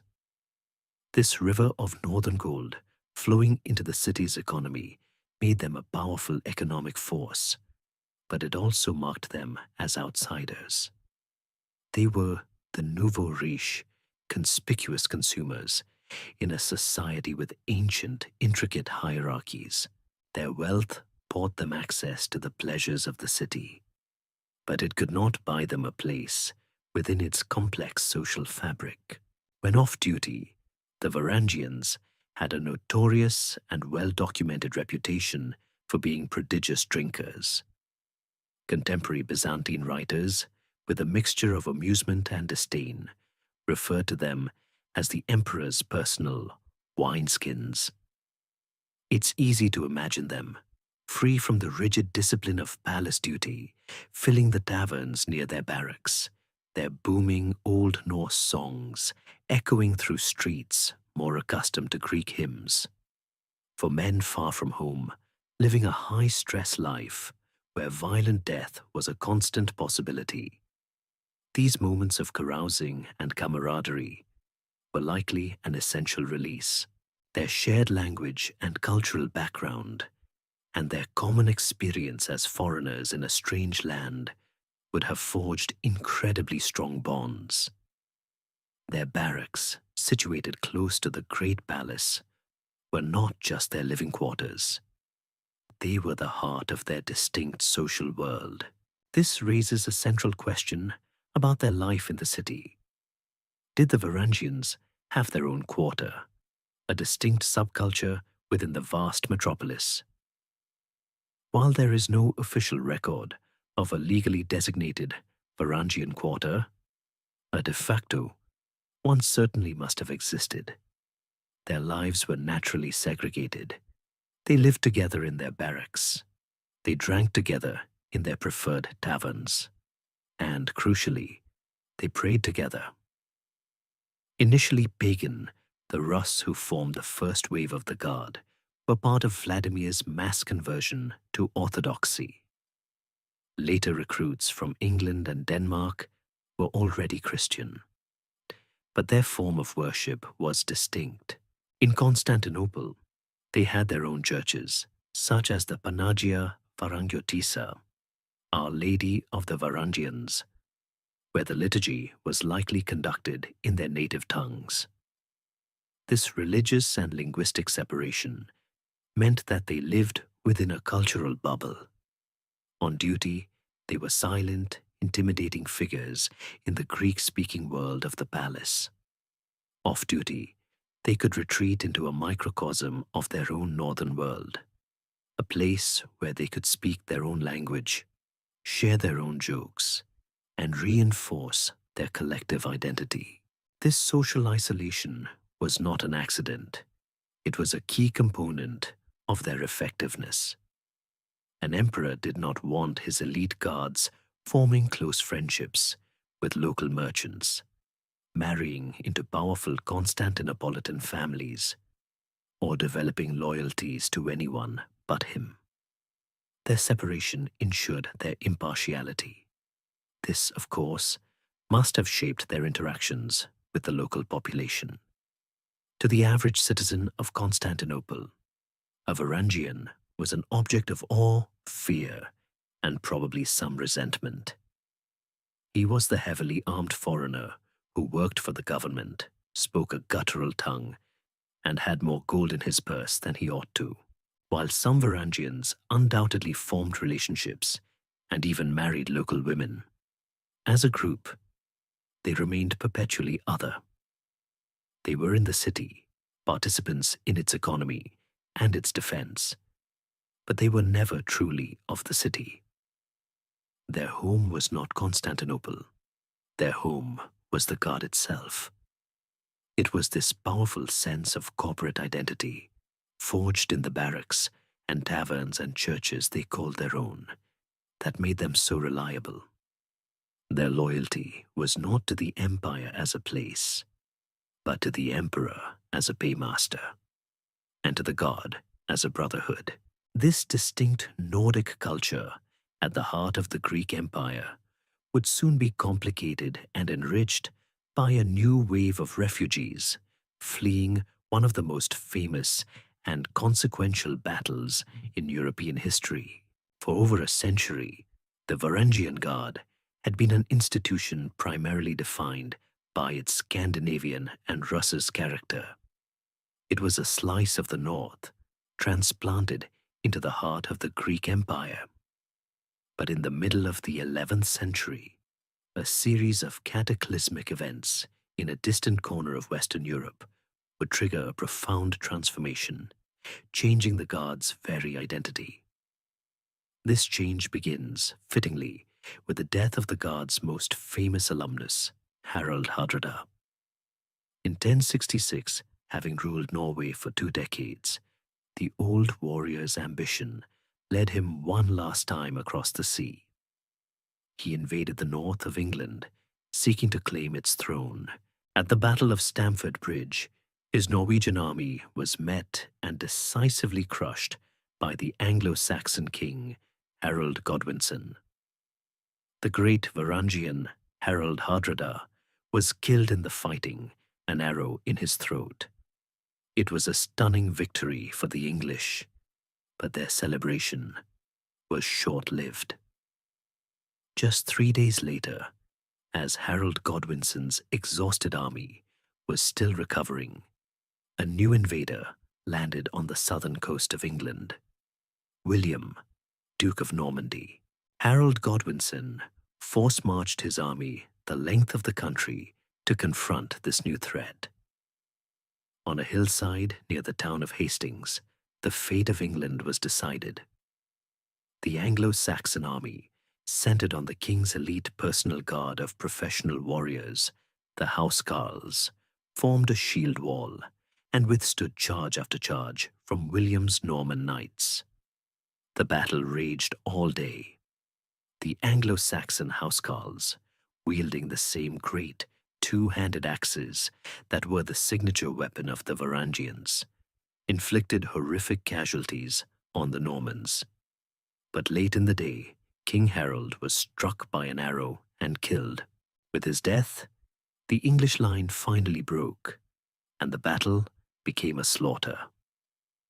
The Norman conquest was complete. In the years that followed, William the Conqueror systematically dispossessed the native Anglo-Saxon aristocracy. The lands, titles, and positions of power held for centuries by English families were stripped from them and given to William's Norman followers.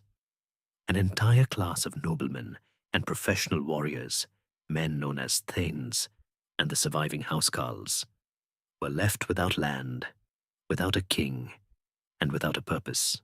For these defeated and displaced Englishmen, the future looked bleak.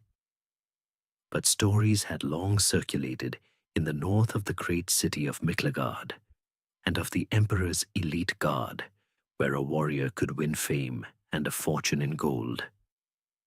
With their lives in England shattered, thousands of them chose exile over subjugation. What followed was a remarkable migration, an English exodus to the east. Entire fleets of ships carrying these dispossessed warriors and their families left the shores of England. They sailed northeast across the Baltic, as the first Russes had done, but south, on a much longer and more perilous voyage. They passed through the Strait of Gibraltar, which they called Novasund, and ventured into the Mediterranean, a sea their ancestors had rarely seen. They were military refugees, a generation of elite soldiers in search of a new master. And the most prestigious master in the world was the Emperor of Constantinople. Their arrival in the Byzantine capital, in a steady stream, over the late 11th century had a revolutionary impact on the makeup of the Varangian Guard. The influx of so many highly trained and motivated English warriors was so significant that they quickly became the dominant element within the unit. The Guard, once overwhelmingly Norse and Rus, was effectively refounded as an Anglo-Saxon institution. Byzantine sources from this period begin to refer to the Guard not just as Varangians, but as the Englin Barangoi, the English Varangians. The transition was remarkably seamless in a military sense. The Anglo-Saxon housecarls already used the great Danish axe as their primary weapon, so their tactical role was identical. They were simply the last practitioners of an old and venerable Northern European military tradition, now continuing that tradition in the service of a new lord. But this raises a compelling social mystery. How did these newcomers integrate into a barracks culture that had been established by their old enemies? The Norse and the English had a long and bloody history.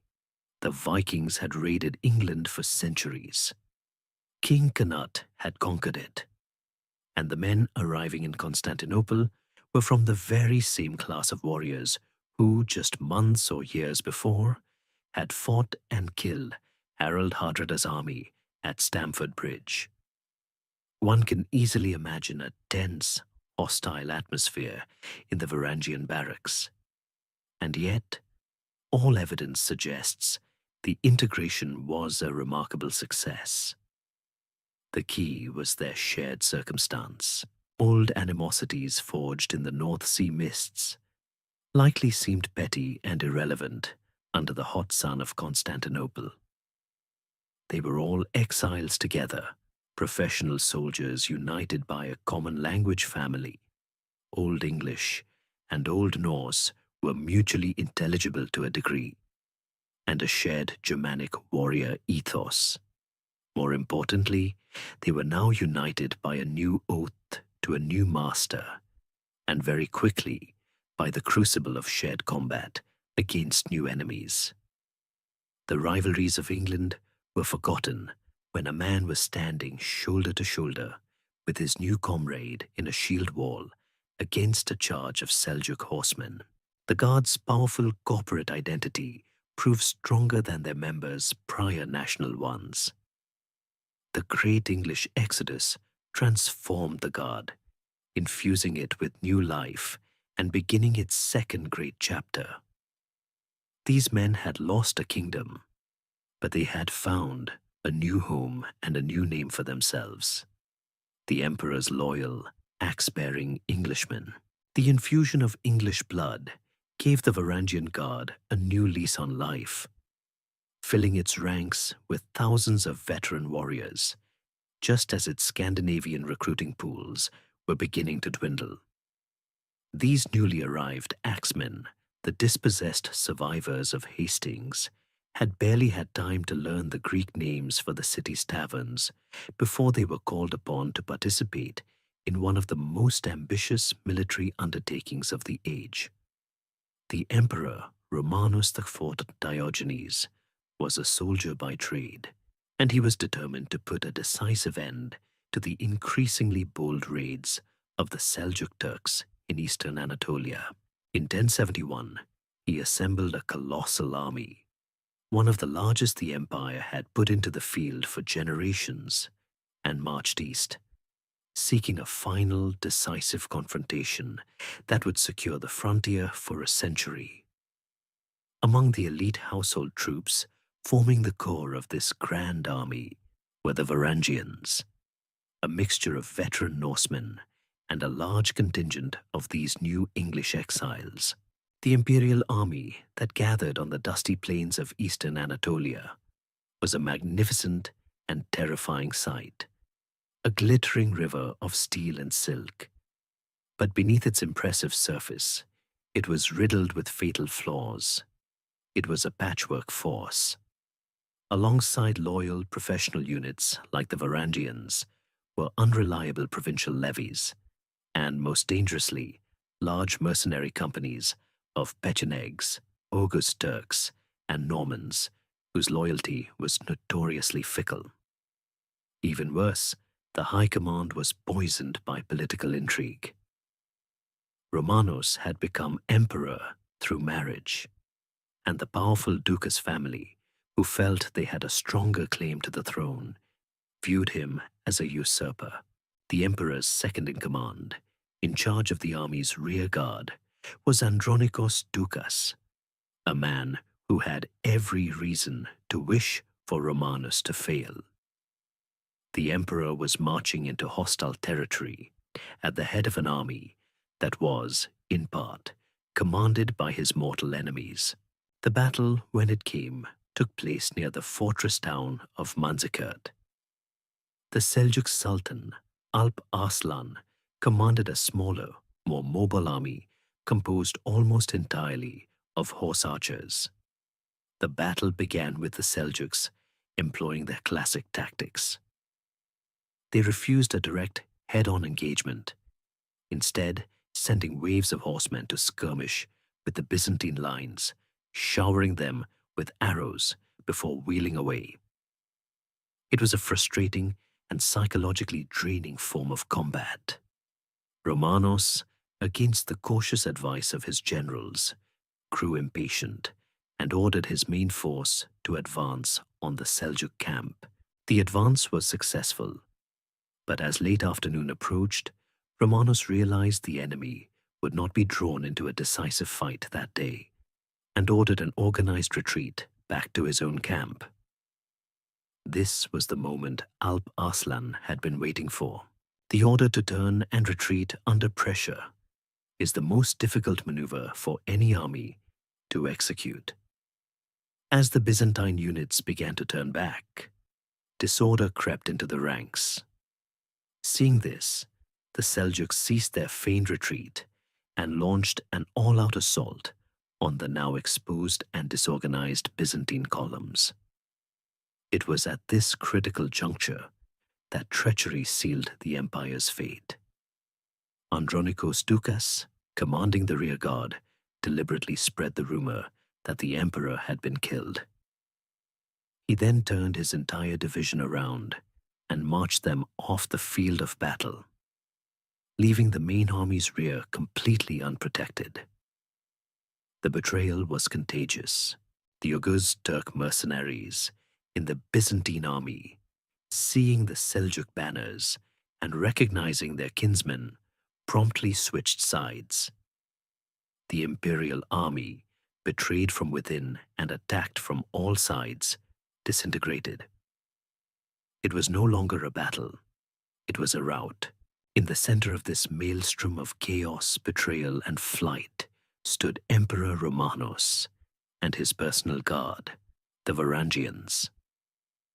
As the rest of the army dissolved around them, they did the one thing their tradition and their oath demanded. They held their ground. Surrounded, with no hope of victory or escape, the axemen from the north formed a shield wall around their emperor, a small island of perfect discipline and suicidal courage in an ocean of anarchy. They fought with the ferocity of men who knew they were doomed, their great axes rising and falling, cutting down the Seljuk horsemen who swarmed around them. This was their ultimate purpose, the final expression of their oath, to die protecting the emperor's person. But it was not enough.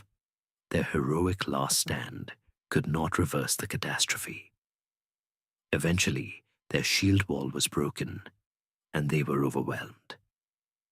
Romanos IV, his horse killed beneath him and wounded himself, was taken prisoner, the first Roman emperor to be captured by a foreign enemy in over 800 years.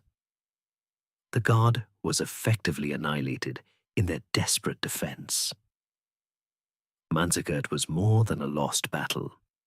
It was an empire-shattering disaster that irrevocably opened Anatolia, the heartland of the empire, to Turkish conquest. The Varangians had performed their duty flawlessly to the last man, but their perfect loyalty had been rendered meaningless by the perfect treason of their supposed comrades. The disaster at Manzikert was not just a military defeat, it was the beginning of a nightmare.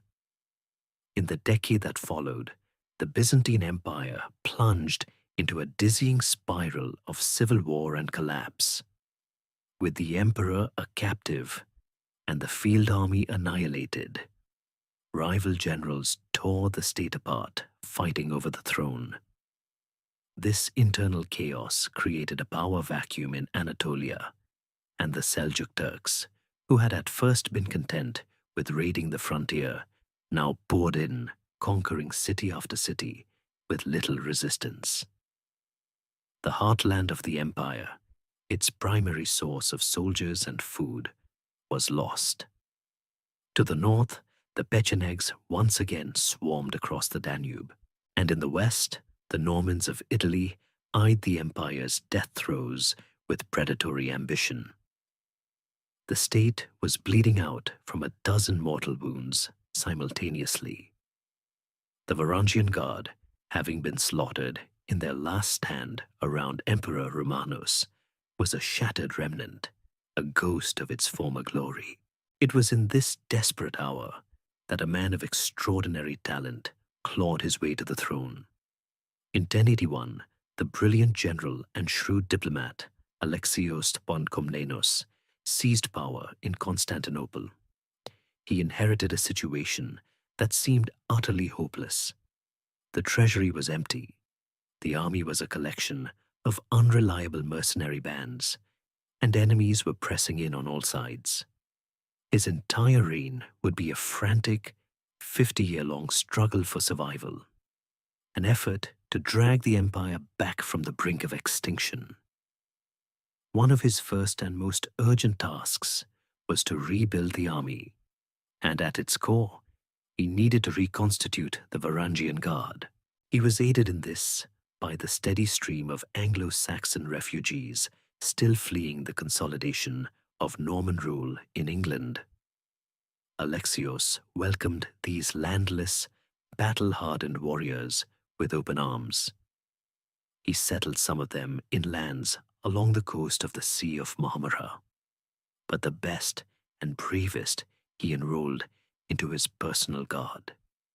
The Varangian Guard of the Komnenian era was thus definitively reborn as an English institution, its ranks filled with the last generation of Anglo-Saxon axemen. They would not have to wait long for their first test. Almost immediately upon taking the throne, Alexios faced an invasion from his most dangerous enemy, the Normans of southern Italy, led by the cunning and seemingly invincible Robert Guiscard. Guiscard landed an army in the Byzantine Balkans and laid siege to the key coastal city of Dyrrhachium. Alexios, having pawned church treasures to hire a new mercenary army, marched out to meet him. In the ensuing battle, the newly reconstituted Varangian Guard was placed at the very front of the imperial battle line. What followed was a near-perfect storm of heroism and tactical disaster. The Varangians, filled with a burning hatred for the Normans who had conquered their homeland, launched a ferocious, premature charge. As the emperor's daughter, the historian Anna Komnene would later write, "These axe-bearing barbarians from the Isle of Thule smashed into the Norman cavalry with such fury that they drove them back in disarray. But their very success was their undoing. In their vengeful rage, they pursued the fleeing Normans too far, becoming separated from the main Byzantine army. Guiscard's wife, Sicilgaita, a formidable warrior in her own right, rallied the Norman knights, who turned and counterattacked the now isolated Varangians. Surrounded on an exposed flank, with no support, the guard was cut down. Anna Komnene writes that most of them perished where they stood, making a small hill their final stand. For the second time in exactly 10 years, the Varangian Guard had been all but wiped out. This raises a difficult question. Staring at two annihilations in a single decade, did the Guard's effectiveness decline as the Empire's fortunes waned? It would be easy to assume so, but the reality is quite the opposite. Their skill and courage were not the problem. If anything, their suicidal bravery had become even more pronounced. The fundamental issue was that the strategic context had changed. The grand, well-oiled military machine of Basil II's era was gone. Alexios was fighting with a smaller, poorer, and often hastily assembled army. He was forced to use his most elite unit, the Guard, not as a decisive instrument of victory, but as an emergency fire brigade. He threw them into the most desperate situations, asking them to hold impossible positions or to lead forlorn hope charges, often sacrificing them to save the rest of the army or to simply buy more time.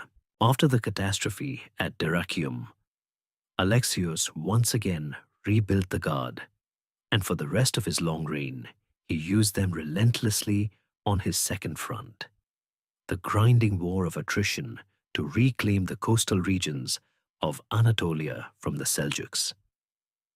They became the backbone of his new, more flexible army. Their repeated destruction was not a sign of their failure, but grim proof of their unwavering loyalty and their indispensability to a state on the brink.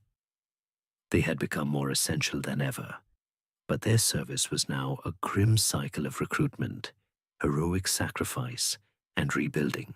They were no longer the proud guardians of a supreme and unshakable empire. They were the battle-hardened praetorians of a state locked in a permanent, desperate struggle for its very life. In the midst of his desperate two-front war against the Normans and the Seljuks, Emperor Alexios I Komnenos made a calculated diplomatic gamble that would change the world. He sent envoys to Pope Urban II in the west, appealing for military aid. His request was specific and pragmatic. He was hoping for a few regiments of professional, well-armed mercenary knights to help him push back the Turks. What he received instead was a phenomenon beyond his comprehension or control. The Pope's call to arms at the Council of Clermont unleashed a torrent of religious fervor that swept across Western Europe. Alexios had asked for a stream of mercenaries. He got a human tidal wave. Beginning in 1096, vast, chaotic armies of what the Byzantines called Franks, or Celts, began to arrive on the borders of the empire. This was the First Crusade, a movement of tens of thousands of knights, soldiers, peasants, and pilgrims, all marching east with the stated goal of liberating Jerusalem. To the beleaguered emperor, this was not a rescue mission. It was a terrifying new invasion. From the ramparts of Constantinople, the Varangian Guard would have watched the arrival of these Western hosts with a mixture of awe and deep suspicion. These were not disciplined armies in the Roman mold. They were a motley, quarrelsome, and fanatically aggressive collection of feudal hosts who saw the sophisticated, wealthy Byzantines not as allies, but as effeminate, treacherous Greeks who were standing in their way. Alexios's first priority was to protect his capital from his supposed saviors. For this delicate and dangerous task of containment, he relied on his most loyal and disciplined troops, the Varangians. They became the city's armed gatekeepers, a stoic wall of axes between the fragile order of the capital and the volatile chaos of the Crusader camps that sprawled for miles outside the Theodosian walls. There were numerous violent clashes. When bands of crusaders tried to loot the city's suburbs or force their way across the Golden Horn, it was the Varangians who were sent to drive them back, their disciplined shield wall a stark contrast to the individualistic brawling of the Western Knights. Their second role was to serve as the emperor's intimidating enforcers during his tense negotiations with the Crusades' leaders. Men like Godfrey of Bouillon and the emperor's old nemesis, the Norman prince Bohemond of Taranto, were escorted into the palace for audiences with Alexios. These meetings were flanked by the ranks of impassive Varangian guardsmen, their great axes on their shoulders, a silent but potent reminder of the emperor's power. One can only imagine the bitter irony for the Anglo-Saxon Varangians, who had been driven from their homes by Norman invaders, now standing guard as their emperor negotiated with one of the most powerful Norman lords in the world. Their presence was crucial as Alexios masterfully cajoled and threatened the Western leaders into swearing oaths of fealty to him, promising that any former Byzantine territory they reconquered from the Turks would be returned to the empire. The Varangians were the muscle that backed up his diplomacy. The cultural clash was immense. To the Crusaders, the Varangians were a confusing spectacle. They were clearly men of the north, giants who looked and fought like them, yet they served this Greek emperor. This man they saw as effeminate and untrustworthy. To the Varangians and the Byzantines, the Crusaders were arrogant, uncouth, and possessed of a terrifying, unrestrained violence. The emperor's daughter, Anna Komnene, wrote of them with undisguised contempt, marveling at their greed and lack of discipline. The Varangians, with their code of loyalty to their paymaster and their professional military ethos, would have had little in common with these Western knights, who were driven by a volatile cocktail of piety, honor, and a lust for land. This unprecedented intersection of worlds raises a tantalizing question.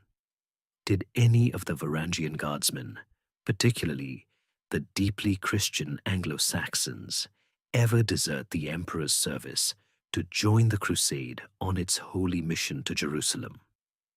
The historical record is silent on this point. No official account mentions any such defection. The Guard's corporate identity and its oath of loyalty were powerful bonds, and the promise of steady, generous pay from the imperial treasury was a more tangible reward than the uncertain glories of the crusade. And yet, the pull of faith must have been immense. To a warrior from England who had lost his home, the idea of marching to liberate the tomb of Christ itself could have presented a powerful, perhaps even irresistible, spiritual calling. It is possible to imagine a few individuals or small unofficial groups, perhaps while on campaign, far from the capital's watchful eyes, slipping away from their duties to join the great pilgrimage. If it happened, it was a quiet train, not a mass movement. The vast majority of the Guard remained true to their salt and their oath. Their duty during this strange and tumultuous period was not to march to Jerusalem, but to stand guard on the Bosphorus, protecting the empire from the chaotic consequences of the religious fervor it had unwittingly unleashed. After the tumultuous passage of the First Crusade, Emperor Alexios Komnenos was left to rule an empire that was still perilously fragile. While the Crusaders did indeed reconquer vast swathes of Anatolia from the Seljuks, their creation of independent Crusader states meant that much of this land was not returned to Byzantine control. Alexios was forced to continue his endless grinding wars to secure his borders, all while navigating the treacherous currents of his own court. His entire reign was a masterclass in survival, and at the heart of his survival strategy was his absolute and unwavering trust in his Varangian Guard. For Alexios, who had himself seized the throne in a military coup, the threat of betrayal was not an abstract fear. It was a daily reality. He knew that any one of his generals, or even his own family members, could harbor the same ambitions he once had. In this world of shifting shadows and whispered conspiracies, the Varangians were his one island of certainty. His daughter, the historian Anna Komnene, filled her epic work, the Alexiad, with accounts of her father's campaigns, and in doing so, she created a vivid portrait of the deep personal bond between the emperor and his axemen. They were his constant shadow. On the march, they surrounded his personal tent. In battle, they formed the final line of defense around his imperial standard. In the palace, they guarded his chambers day and night. Alexios was a hands-on commander who frequently led his armies from the front, a practice that often placed him in extreme personal danger.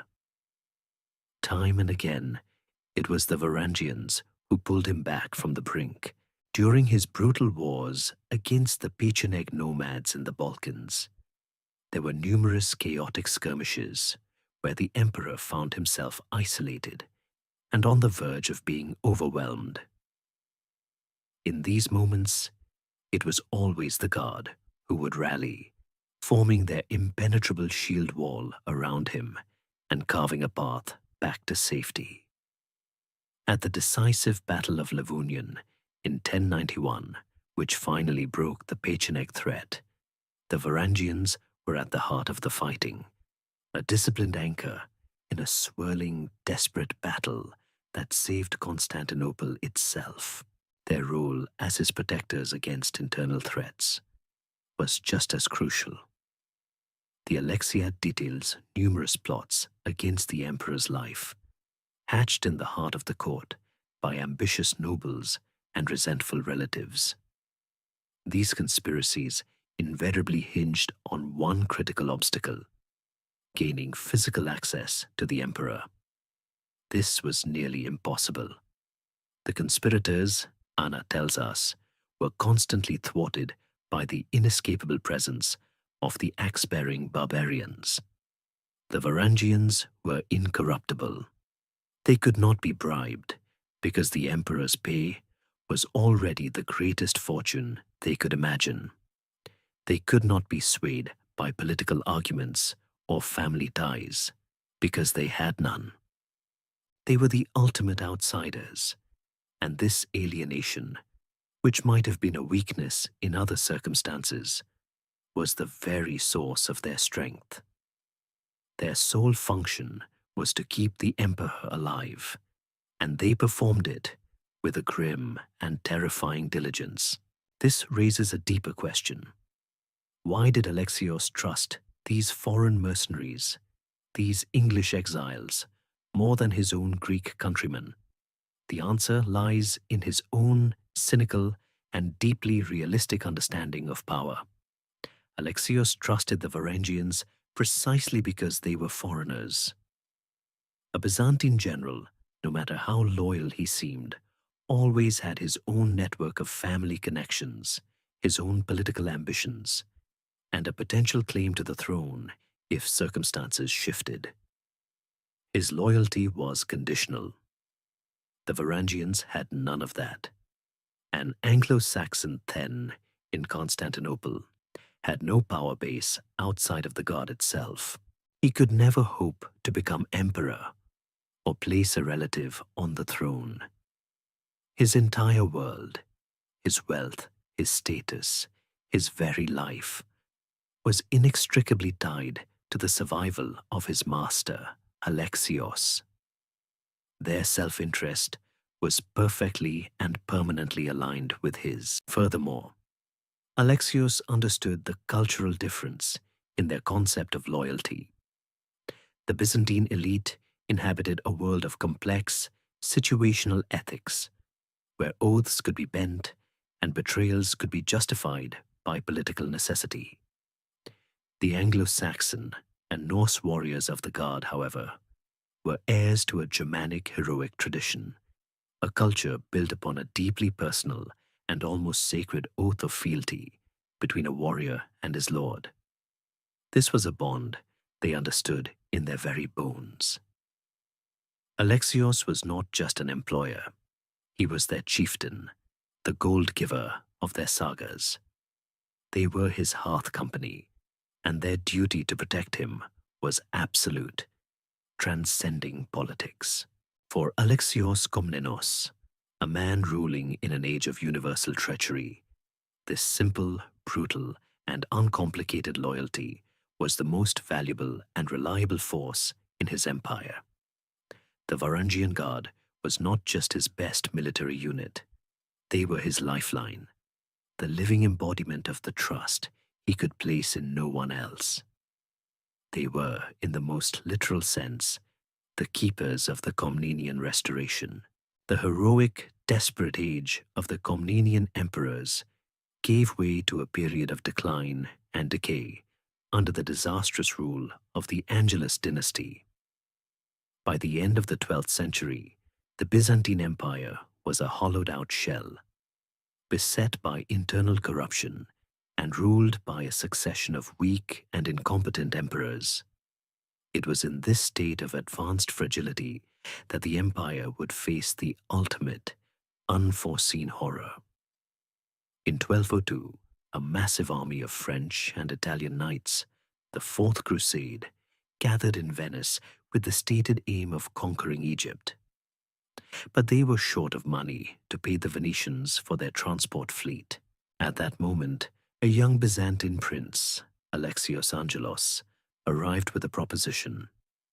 If the Crusaders would help him overthrow his usurping uncle in Constantinople and place him and his blinded father back on the throne, he would pay their debts, fund their invasion of Egypt, and submit the Orthodox Church to the authority of the Pope. It was an offer the Crusaders, driven by a mixture of greed and piety, could not refuse. The crusade was diverted. Instead of sailing to Alexandria, the fleet turned its prows towards the Christian city of Constantinople. For the Varangian Guard, now composed almost entirely of Englishmen and Danes, this was a bewildering turn of events. They had spent the last century fighting the empire's enemies, and now a vast army of Western Christendom, their supposed co-religionists, was appearing before the sea walls as an invading force. After an initial siege in 1203, the Crusaders successfully installed their claimant, Alexios III, on the throne. But it quickly became clear that the young emperor had made promises he could not possibly keep. The imperial treasury was empty, and the attempt to levy brutally heavy taxes to pay the Crusaders turned the city's population against him. Tensions boiled over, and Alexios IV was deposed and murdered in a palace coup, replaced by a fiery anti-Latin nobleman, Alexios IV Mortsouflos. The Crusaders, feeling betrayed and cheated of their payment, prepared to take the city for themselves. In April 1204, they launched their final terrible assault. The city's defenses were in a state of chaos. The Byzantine navy was a collection of rotting hulks, and the native Greek soldiers were deeply demoralized and poorly led. In this atmosphere of impending doom, only one unit stood firm: the Crusader chronicler Geoffrey de Villehardouin, who witnessed the events firsthand, makes special mention of the role played by the Guard. He calls them the English and the Danes, and describes how they fought with their great axes with ferocious courage. As the massive Venetian ships, modified into floating siege towers, assailed the sea walls along the Golden Horn, it was the Varangians who held the line, repelling the first attacks and sending the Knights of the West scrambling back down their ladders. For a moment, it seemed as if their desperate courage might be enough, but the assault was relentless. The Crusaders eventually managed to force their way over the walls in a less heavily defended section. Panic spread like wildfire through the city. The defense collapsed into a rout.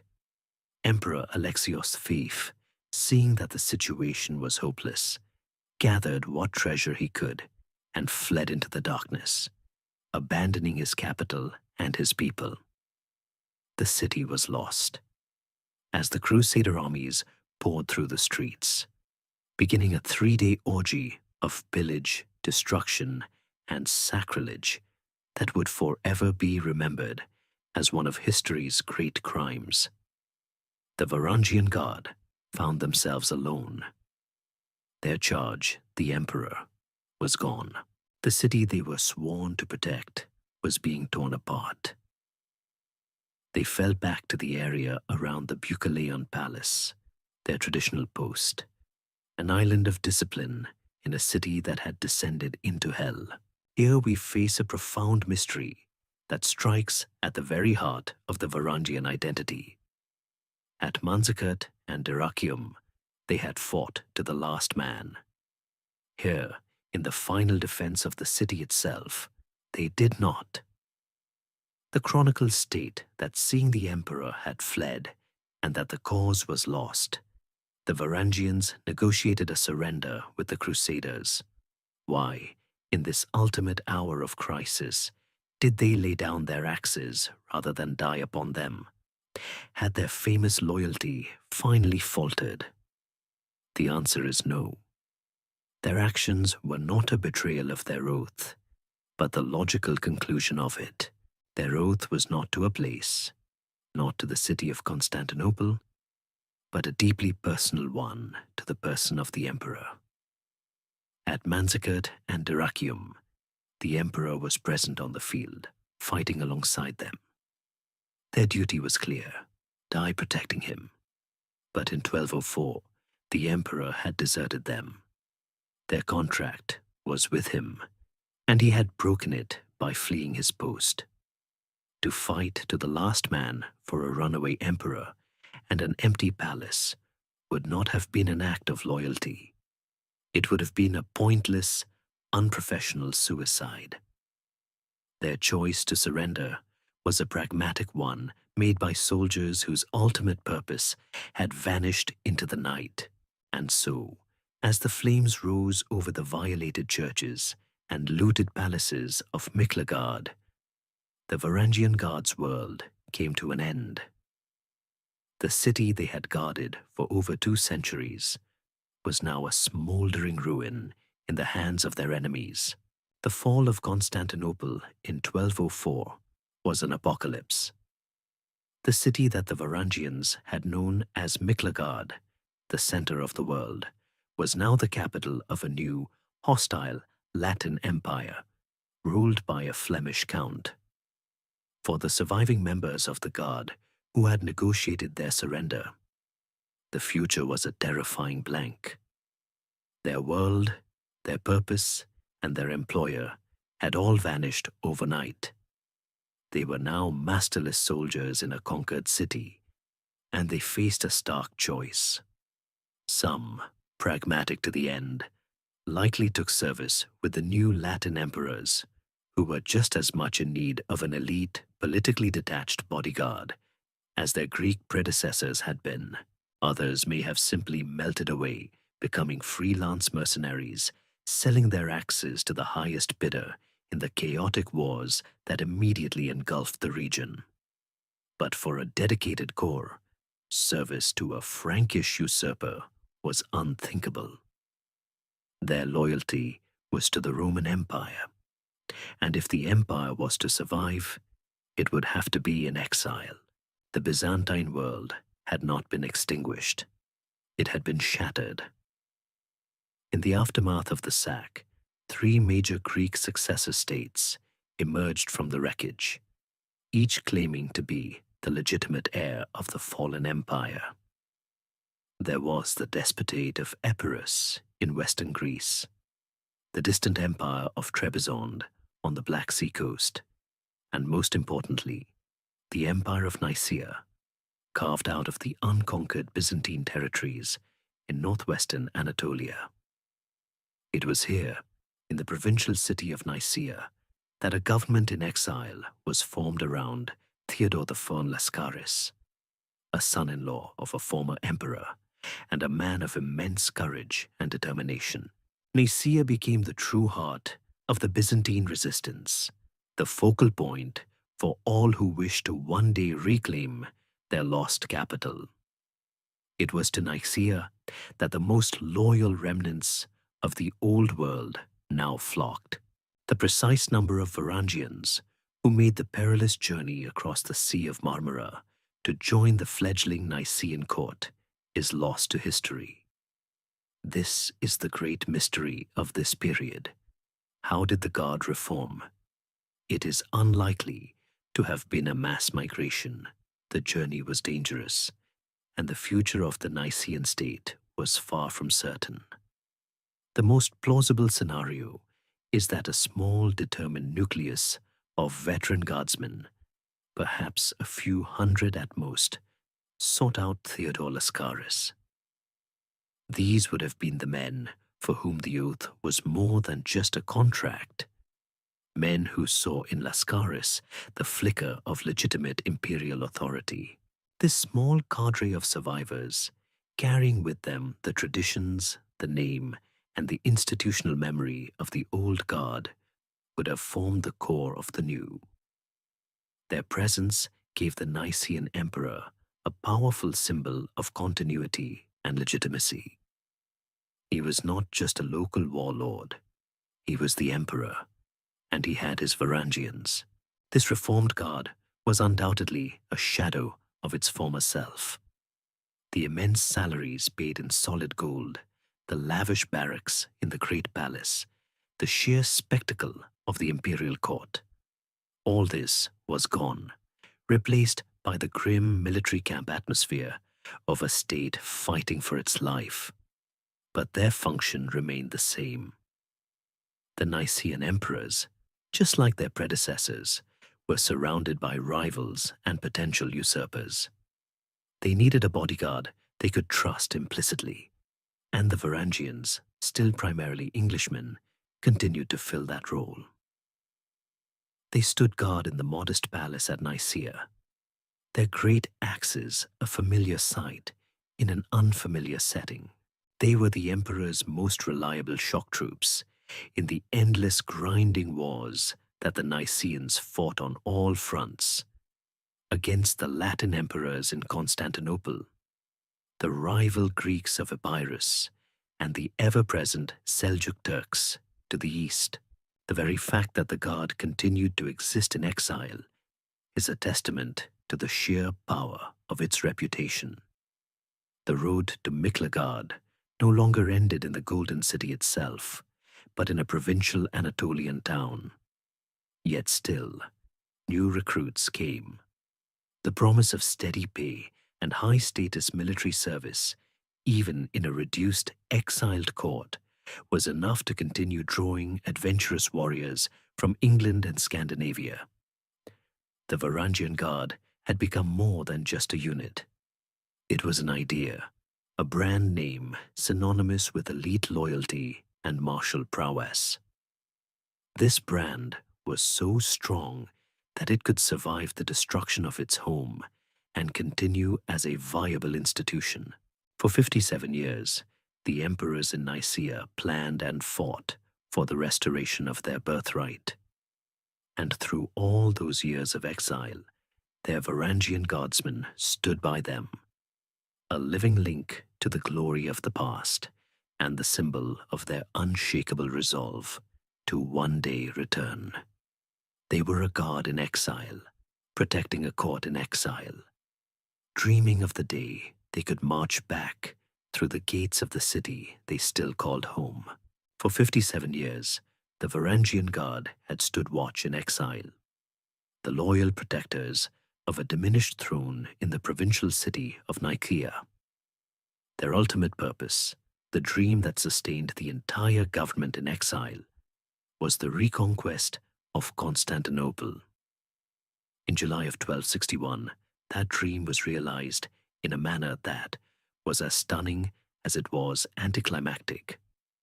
A small Nicaean reconnaissance force, led by the general Alexios Strategopoulos, was scouting the environs of the old capital when they learned from local sympathizers that the main Latin army and the Venetian fleet were away on a campaign. The city was almost completely undefended. Under the cover of darkness, a few of his soldiers slipped through a secret passage in the ancient walls. They overwhelmed the handful of guards inside and threw open the gates. The Nicaean army surged into the city.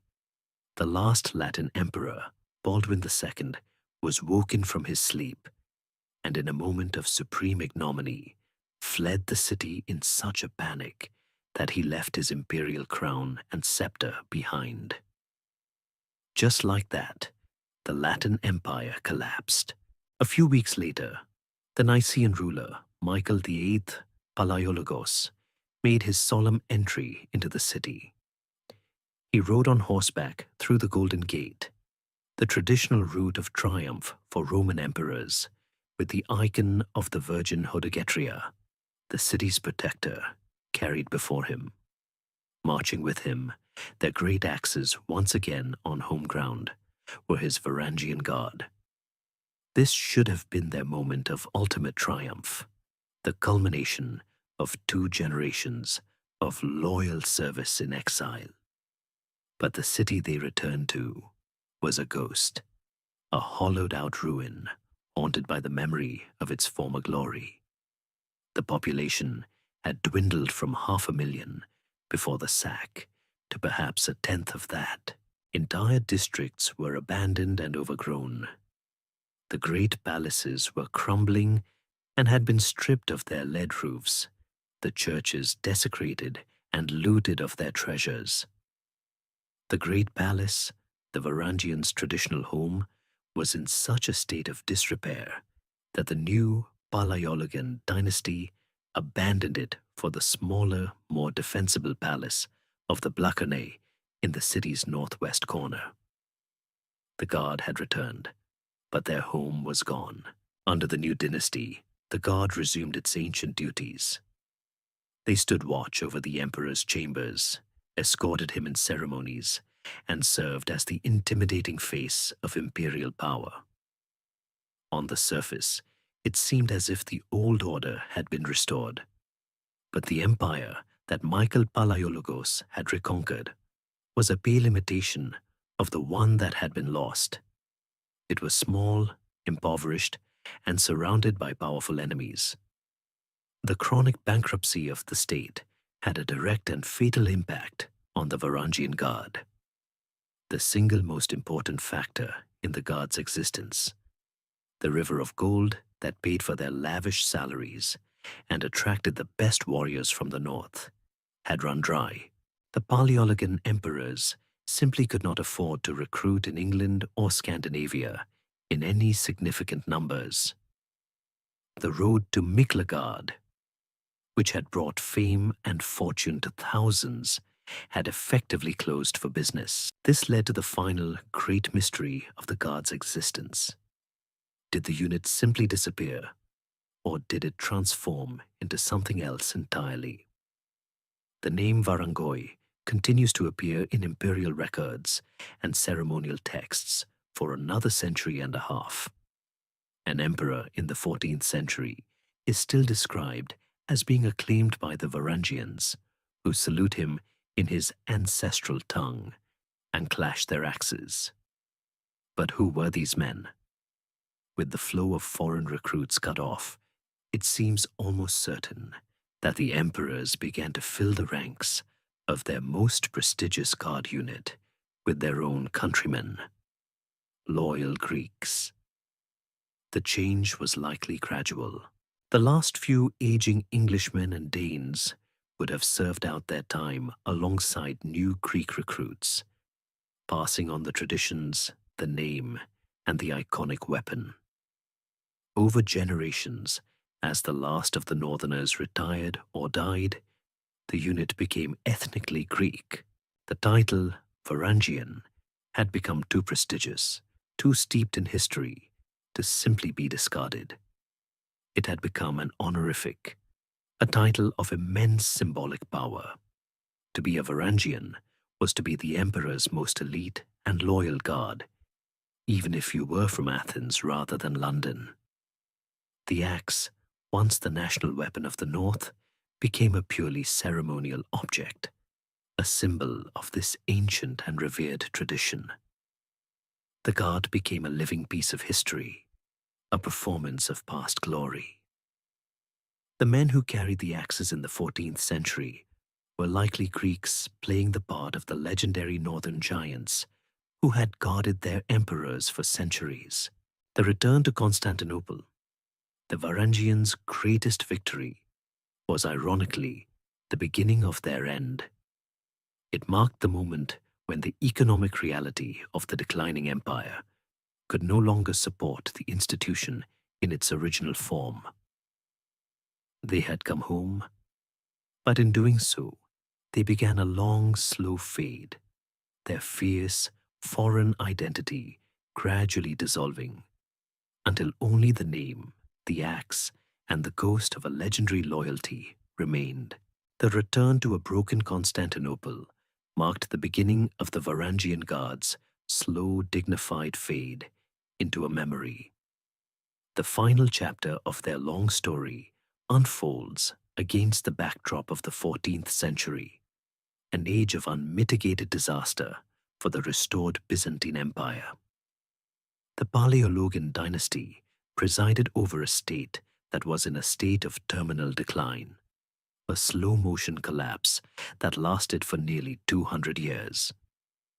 The period was dominated by a series of ruinous and shockingly self-destructive civil wars, where rival emperors and ambitious aristocrats tore apart the last remaining territories and emptied the treasury to hire mercenaries to fight their own countrymen.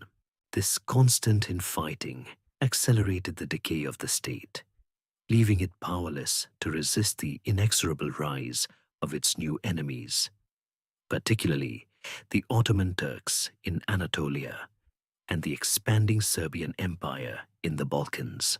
In this desperate new world, the nature of mercenary work had changed. The emperors, chronically bankrupt and always in need of soldiers, could no longer afford the elite, long-term loyalty of a force like the Varangians. Instead, they turned to cheaper, more volatile, and ultimately more dangerous alternatives. The most infamous example was the Catalan Grand Company, a band of Aragonese and Catalan mercenaries who arrived in the early 1300s. They were a terrifyingly effective fighting force, but they possessed none of the Varangians' legendary discipline or loyalty. They were a corporation of killers, serving only their own interests. After winning victories for the emperor, they felt they were being underpaid and turned on their employers, carving a path of destruction through the Byzantine countryside that was more devastating than that of any foreign enemy. The Catalans were the dark antithesis of the Varangian ideal, a lesson in the profound danger of hiring mercenaries whose only loyalty was to themselves. As the century wore on, emperors increasingly relied on Turkish and Serbian auxiliaries, a clear sign that the balance of power had irrevocably shifted. In this chaotic and impoverished environment, a prestigious and expensive honor guard like the Varangians became an unaffordable luxury. Their name appears with decreasing frequency in the historical records of the 14th century. The mentions that do exist suggest that their role had become almost exclusively ceremonial. A mid-14th century text, the Book of Offices by Pseudo-Codinos, gives us one of our last clear glimpses of them. It describes the elaborate court rituals of the Paleologan era and notes that at Christmas, the Varangians, with their axes, would stand on either side of the imperial throne and acclaim the emperor, wishing him long life in their ancestral tongue, which the text specifically identifies as English. This is a remarkable and poignant image. A handful of men, likely native Greeks by this point, preserving a centuries-old tradition by speaking a few formulaic phrases in a language from a faraway island, a language that had once dominated their barracks. It was a performance of a loyalty whose original practitioners were long gone. This leads to the final quiet mystery of the Guard. What was their very last recorded action? There is no chronicle of a final heroic battle. There is no imperial decree formally disbanding the unit. They simply vanish from the pages of history. Their end was not a dramatic bang, but a slow, silent fizzle. The most likely scenario is that the Guard was never officially terminated, but simply withered away from financial neglect. As the 14th century bled into the 15th, the empire was reduced to little more than the city of Constantinople itself and a few scattered territories. There was no money for palaces, for elaborate ceremonies, and certainly not for a Guard whose primary function was to evoke the glories of the past. The last Varangian service probably ended not when he was struck down in battle, but when an imperial paymaster informed him, apologetically, that the treasury was empty and his salary could no longer be paid. The last axe fell not with a clang on a Norman helmet, but with a quiet thud as it was placed in a palace storeroom. For the last time, its owner pensioned off or dismissed. While some romantic accounts suggest a Varangian presence during the final desperate siege of Constantinople in 1453, the concrete evidence is non-existent. Their watch had ended long before. The institution that had been born in the crisis of a 10th century civil war that had terrified Saracens in Sicily and Crusaders on the Bosphorus, that had held the line at Manzikert and saved emperors from 1,000 plots, met its end in the quiet bureaucratic reality of imperial bankruptcy. When the final storm broke over the city, the legendary axemen from the north were no longer there to face it. The story of the Varangian Guard does not truly end in the dusty, forgotten armories of 15th century Constantinople. It has a second life, an echo that resounds thousands of miles away in the lands from which the first axemen came. The connection between Scandinavia and Miklagard was not a one-way street. For every warrior who died in the emperor's service, there were others who completed their term, collected their immense fortune, and undertook the long journey home.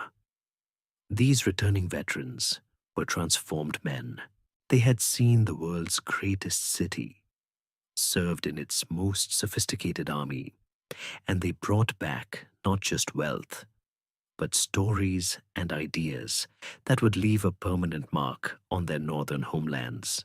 The most tangible and moving evidence of this connection is etched into the granite boulders that dot the Swedish countryside.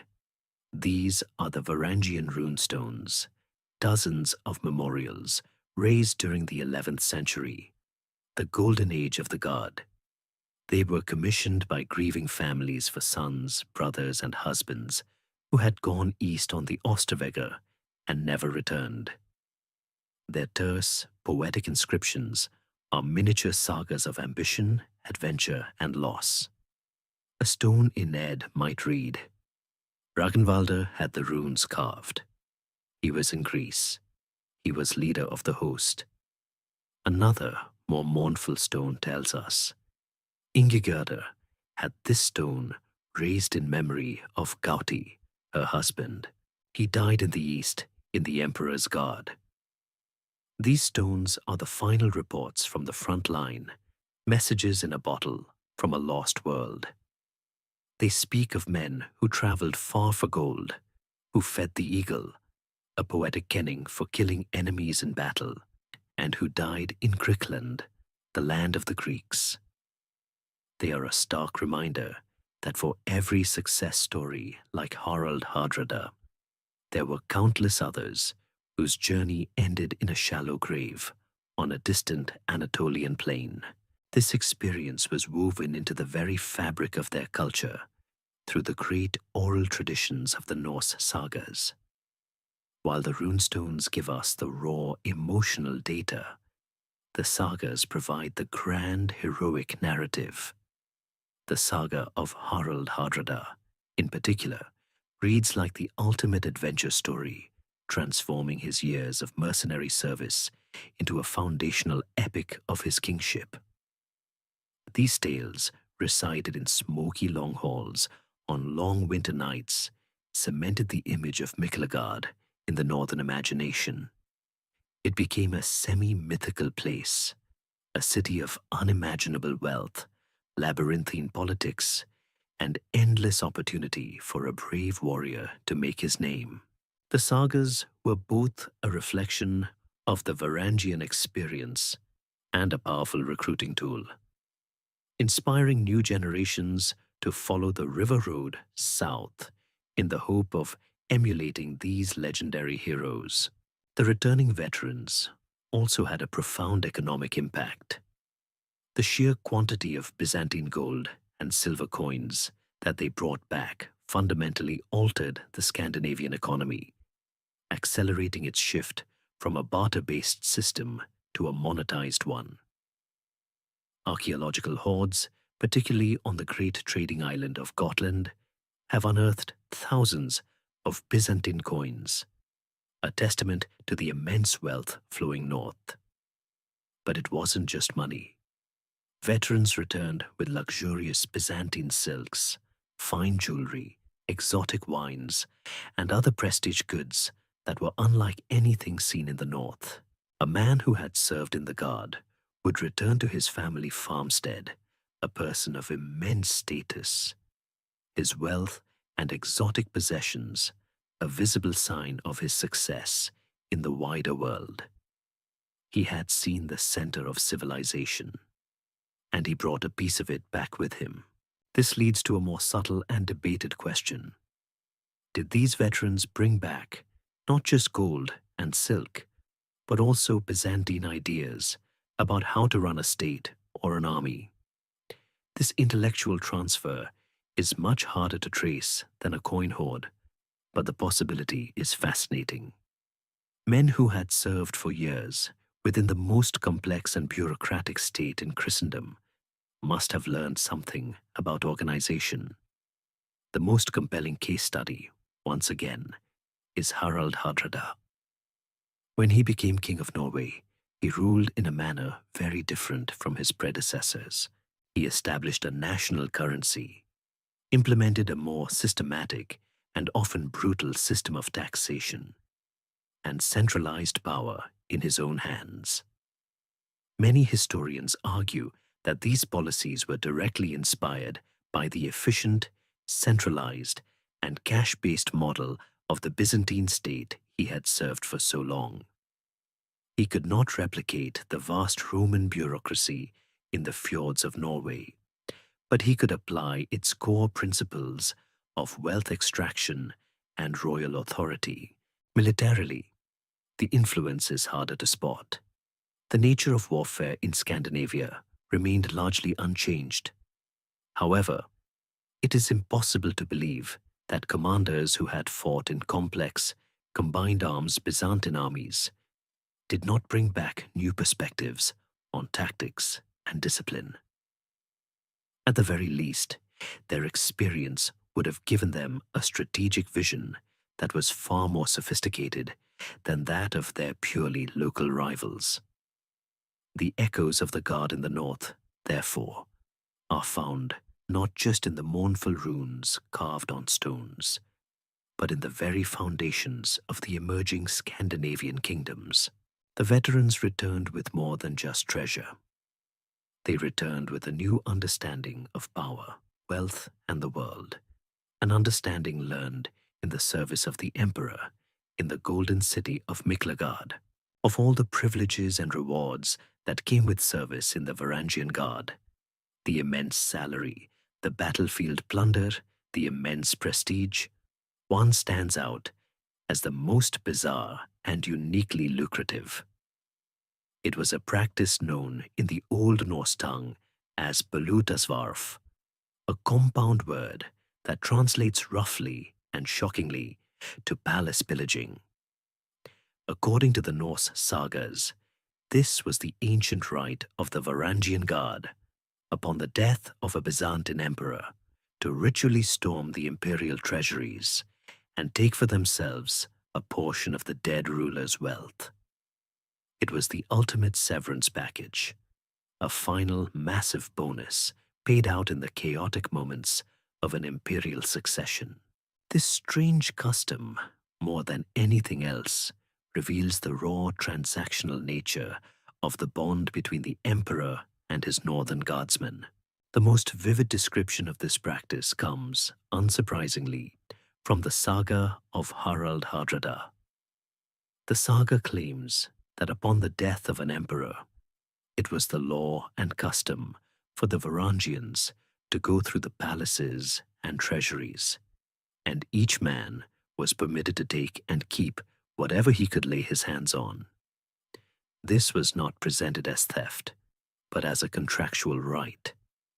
The image it conjures is one of controlled chaos. The moment the emperor breathes his last, the palace alarm bells toll not for mourning, but as a starting gun for his loyal bodyguards to dash for the treasury. It paints a picture of giant axemen scooping up handfuls of gold coins, stuffing silk garments into sacks, and claiming jeweled objects as their final payment from their deceased lord. It seems like a practice utterly antithetical to the rigid order and ceremony of the Byzantine court. Herein lies the historical mystery. While the Norse sources are quite clear in portraying the belutasvarf as a recognized rite, the Byzantine sources themselves are completely silent on the matter. No Byzantine law code or historical chronicle ever mentions a legal right for the palace guards to loot the treasury. The very idea would have been anathema to the Roman conception of state property and imperial dignity. So what is the truth? Was this a wild exaggeration by the saga writers, a fantastical tale to enhance the glory of their heroes? Or was it a real custom that the Byzantines were simply too embarrassed to formally acknowledge in their own official histories? The reality is likely a nuanced and pragmatic middle ground. To understand the belutasvarf, one must understand the extreme peril of an imperial succession. The moment an emperor died was the most vulnerable point for the state. Before a new successor could be firmly established on the throne, the palace was a hotbed of conspiracy. Any powerful general or ambitious courtier could make a bid for power, and the allegiance of the men who controlled the palace itself, the Varangian Guard, was the single most important factor in determining the outcome. Any aspiring emperor's first and most critical act was to secure the loyalty of the guard. This was traditionally done by giving a massive accession, donative, a lavish gift of gold to each soldier upon taking the throne. The belutasvarf appears to be the Varangian version of this process, transformed into a proactive physical act. Instead of passively waiting for the new emperor to give them a gift, the custom allowed them to take it directly from the old emperor's treasury. This was likely not the chaotic free-for-all that the sagas imply, but a controlled, almost ritualistic process. It was a piece of brilliant, if brutal, political theater. By allowing the guard to perform this looting, a new emperor was achieving several things at once. He was honoring a custom that his new, most powerful guards considered their right. He was immediately and lavishly paying them, binding them to his cause at the moment of his greatest weakness. And he was physically demonstrating the transfer of wealth and power. The gold of the old emperor was now being used to secure the reign of the new one. To deny them this custom would have been suicidal. It would have signaled to the axemen that the new emperor did not intend to honor the traditions of his predecessors, and their response would have been swift and predictable. They would have found another candidate for the throne who would let them into the treasury. The Poluteswaf was therefore likely not a formal law, but an unwritten, unbreakable custom that had evolved as a practical solution to the recurring crisis of succession. It was a functional and deeply pragmatic tradition that ensured a smooth transfer of the guard's absolute loyalty from one emperor to the next. It perfectly encapsulates the strange paradox of the Varangian Guard's existence. They were the emperor's most loyal servants, but they were also a formidable and potentially dangerous mercenary force that had to be constantly cultivated and satisfied. The Poluteswaf was the mechanism that balanced this paradox, a strange ritual that reaffirmed their loyalty by appealing directly to their mercenary nature at the precise moment their allegiance was most in doubt. When armies and traders move across the world, they leave more in their wake than just battle scars and trade goods. They leave footprints in the very language of the people they encounter. Words are cultural artifacts, and the story of the Varangian Guard can be traced through the linguistic fossils they left behind, scattered across the vast territories they traversed. Their verbal legacy is a tale of two profoundly different impacts, one of deep and foundational influence in the lands of the Rus, and one of stubborn, proud foreignness in the heart of the Greek Empire. The most significant linguistic impact of the Norsemen was on the developing Eastern Slavic languages of what would become Russia and Ukraine. Here, they were not just hired guards, but a ruling elite, and their language became the language of power. The very name of the people, the Rus, is almost certainly a loanword from Old Norse, likely from a term for the men who row. The names of the founding figures of the Kievan state are a roll call of Norse heritage. Rurik is the Norse Hrerika, Oleg is Helgi, Igor is Ingvar, and Olga is the feminine Helga. These names were eventually Slavicized, but their origin is unmistakable. For the first few generations, the court in Kiev was effectively bilingual, a place where Slavic and Old Norse were spoken side by side. Over time, as the Norse elite assimilated into the much larger Slavic population, their language faded from common use, but not before leaving a collection of important loanwords. Many of these words relate to the core concepts the Norse introduced: statecraft, trade, and maritime life. The Slavic word for prince, knyaz, is believed to be an early borrowing from the Proto-Germanic kuningas, the same root that gives us the English word king. The Russian word for an anchor, yakor, comes directly from the Old Norse keri. Other words related to commerce, social status, and military affairs were also absorbed, becoming so deeply embedded in the Slavic lexicon that their foreign origins were forgotten. This linguistic inheritance is the enduring proof of the Normanist theory.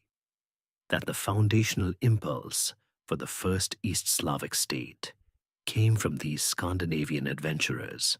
The situation in Constantinople was entirely different. The Byzantine Empire was not a nascent collection of tribes. It was the heir to 1,000 years of Roman civilization, possessed of a highly literate and deeply conservative Greek-speaking culture. Byzantine Greek was a language of immense prestige, the tongue of the church, of classical philosophy, and of imperial administration. It was not a language that easily borrowed words from barbarians. As a result, the linguistic influence of the Varangians on Greek was vanishingly small. The primary word they contributed was, fittingly, their own name, Varangos, Varagos, a Hellenized form of the Old Norse Varangi, meaning a man of the pledge or a sworn confederate. Beyond that, their impact is almost invisible. Norse and English names appear in the chronicles, but they are twisted into Greek forms to make them pronounceable for a Hellenic tongue. Haralda becomes Araltes, Eva becomes Imbres. The empire absorbed the men, but it repelled their language. This linguistic isolation was, in fact, a crucial part of their identity and function.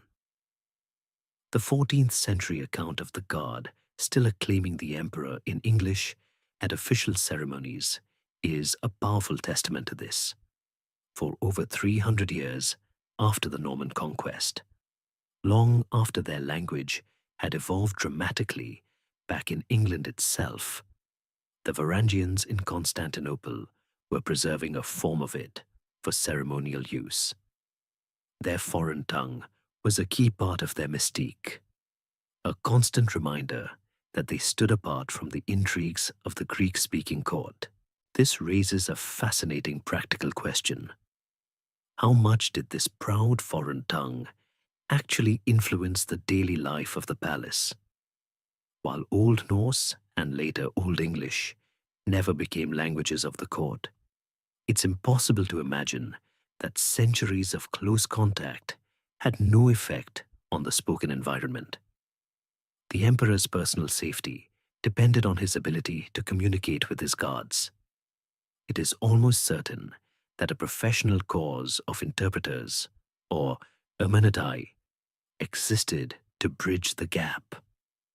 Furthermore, it is highly probable that the Akoluthos, the native Greek commander of the Guard, would have been required to be at least partially bilingual.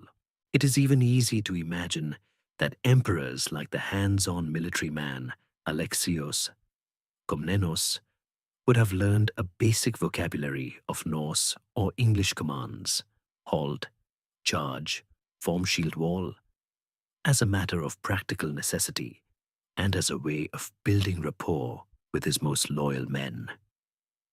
The linguistic influence of the Varangians, therefore, was not on the Greek lexicon, but on the multilingual reality of the imperial palace. The sound of their northern tongues would have been a familiar, if alien, part of the daily soundscape of the emperor's life.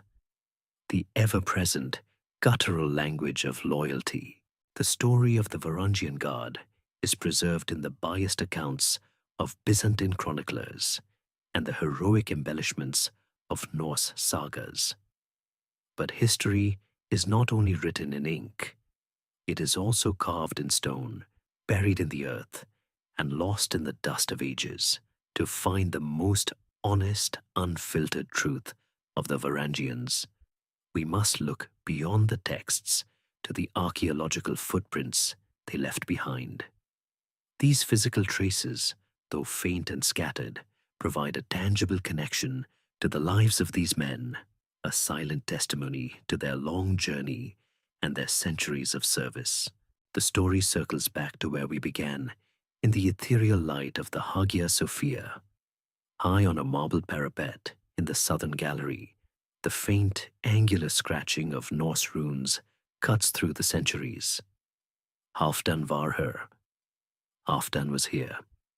This single simple statement, an act of petty vandalism by a bored soldier, is perhaps the most powerful piece of evidence in the entire Varangian saga.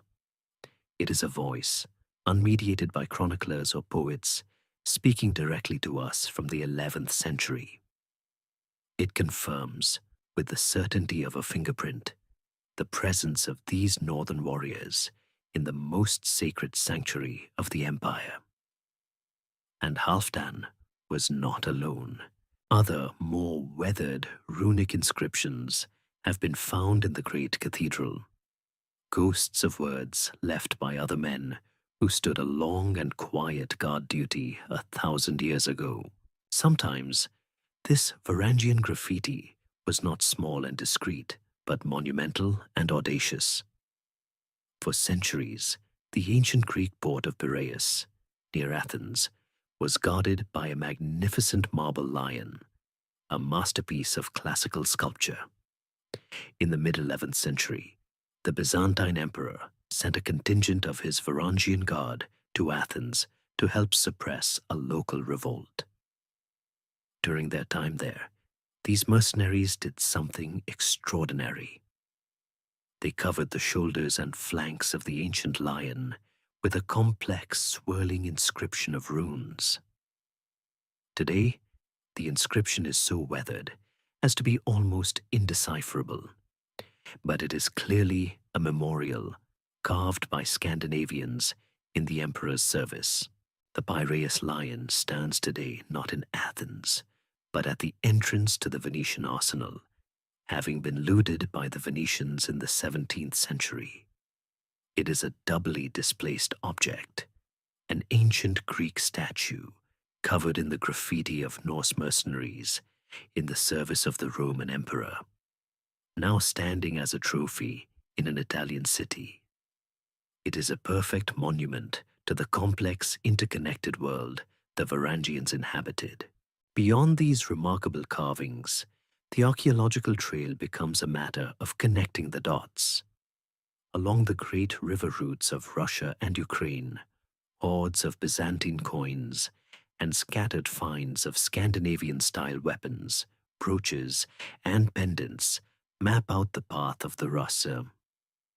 In the Balkans and Anatolia, axe heads forged in a distinctly northern European style have been unearthed on battlefields and in the ruins of fortresses where the guard was known to have served. While it is impossible to say for certain that a specific axe was wielded by a specific guardsman, the pattern of these finds provides powerful corroborating evidence, a physical manifestation of the stories told in the texts. This leads to the most sought-after and elusive piece of the Varangian archaeological puzzle: their graves. We know that thousands of Varangians lived, served, and died in and around Constantinople over a span of nearly 400 years. They must have been buried somewhere. Finding a dedicated Varangian cemetery is a holy grail for archaeologists. There are tantalizing clues. In the 19th century, an English diplomat reported the discovery of what he believed to be Varangian graves on a hill overlooking the Bosphorus. Burial mounds containing large skeletons laid to rest with their swords and iron axes. Tragically, this site has since been lost, likely built over by the sprawling modern city of Istanbul. The primary difficulty is that the Varangians, upon converting to Orthodox Christianity, would have largely abandoned their pagan burial customs. They would have been interred in cemeteries, following Byzantine Christian rites, making their graves archaeologically indistinguishable from those of the local population, unless they were buried with their iconic weapons. The future of this search, however, may lie not in finding more axes, but in the science of the bones themselves. Modern techniques like isotopic analysis, which can determine the geology and climate of the region where a person spent their childhood, by analyzing the chemical signatures in their teeth and bones, offer a new way forward. An archaeologist could, in theory, analyze the remains from a Byzantine-era cemetery in Istanbul and identify a skeleton as belonging to a man who grew up in England or Sweden. This would be definitive proof, a way to finally meet the Varangians themselves, long after their graves have lost their names. The archaeological record is a quiet one, a history told in whispers. But each carved rune, each unearthed coin, and each fractured bone is a piece of the puzzle, an echo in the earth that proves, more powerfully than any saga, the simple truth that the Varangians were here. And so our long journey with the axemen from the north comes to an end. We have followed them from the icy fjords of Scandinavia, down the great river roads of the Rus, and into the golden heart of the world's greatest city. We stood with them in the marble halls of the great palace, on the dusty battlefields of Anatolia, and in the blood-soaked mud of a last stand on the Adriatic coast. We watched them guard emperors and blind them, amass legendary fortunes, and die in anonymity. We saw them born in a moment of desperate crisis, and we watched them fade away into a quiet ceremonial memory. Their story, spanning nearly 500 years, is one of the great epics of the medieval world. But this raises one final question. Why does their legend endure so strongly? History is filled with elite imperial bodyguards. Why do we remember the Varangians with a particular romance and clarity? The answer, in part, is that they stand in such stark contrast to other more infamous guards. The Praetorian Guard of the Roman Empire is remembered not for its loyalty, but for its treachery. They were kingmakers and assassins who repeatedly murdered their emperors and once even auctioned off the throne to the highest bidder. The Janissaries of the Ottoman Empire, likewise, eventually became a state within a state, a powerful political faction that frequently overthrew sultans who displeased them. They were a source of instability, not a guarantee of it. The Varangian Guard stands as the great exception to this rule. Their legacy is not one of rebellion, but one of almost unwavering loyalty. With very few exceptions, they did not play politics. They did not seek to place their own commanders on the throne. Their purpose was simple: to protect the reigning emperor. In the treacherous world of imperial power, their steadfastness was a remarkable and memorable anomaly. Their legend is also fueled by the sheer romance of their story. It is a tale built on a powerful cultural contrast. Rugged, straight-talking barbarians from the wild north, serving as the trusted protectors of the most sophisticated, complex, and sometimes decadent civilization in the world. It is a story of epic journeys, of men who traveled thousands of miles not for conquest, but for a contract. The image of a young man leaving his farm in England or Norway and ending his career as a fabulously wealthy veteran of the Emperor's personal guard is the stuff of adventure novels. They connect worlds we normally think of as separate: the Viking Age, the Anglo-Saxons, the Kievan Rus, and the glittering world of Byzantium. They are a human bridge between historical eras and cultures that fascinate us. Ultimately, the myth of the Varangian Guard endures because it is a perfect story. It is the archetype of the loyal warrior, the ideal mercenary. Their promise was simple: we will protect you with our lives, and in return, you will give us gold and glory. And for centuries, they fulfilled their side of that bargain with terrifying efficiency. They were the ultimate outsiders, a force whose loyalty was assured precisely because they had no stake in the society they were protecting.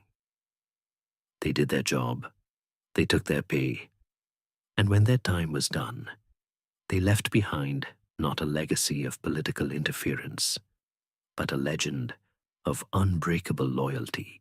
And now, our story is over. The echoes of the axes have faded. The great city of Miklagard is a memory, and the men who guarded it are sleeping in the dust. The long journey is at an end, and it is time for you to rest as well. Let the images of fjords and golden domes, of river roads and marble palaces dissolve into the quiet darkness. May the tales of these old warriors, their courage and their loyalty, be a comforting presence as you drift off, wishing you deep peace and the most gentle and restful of sleep.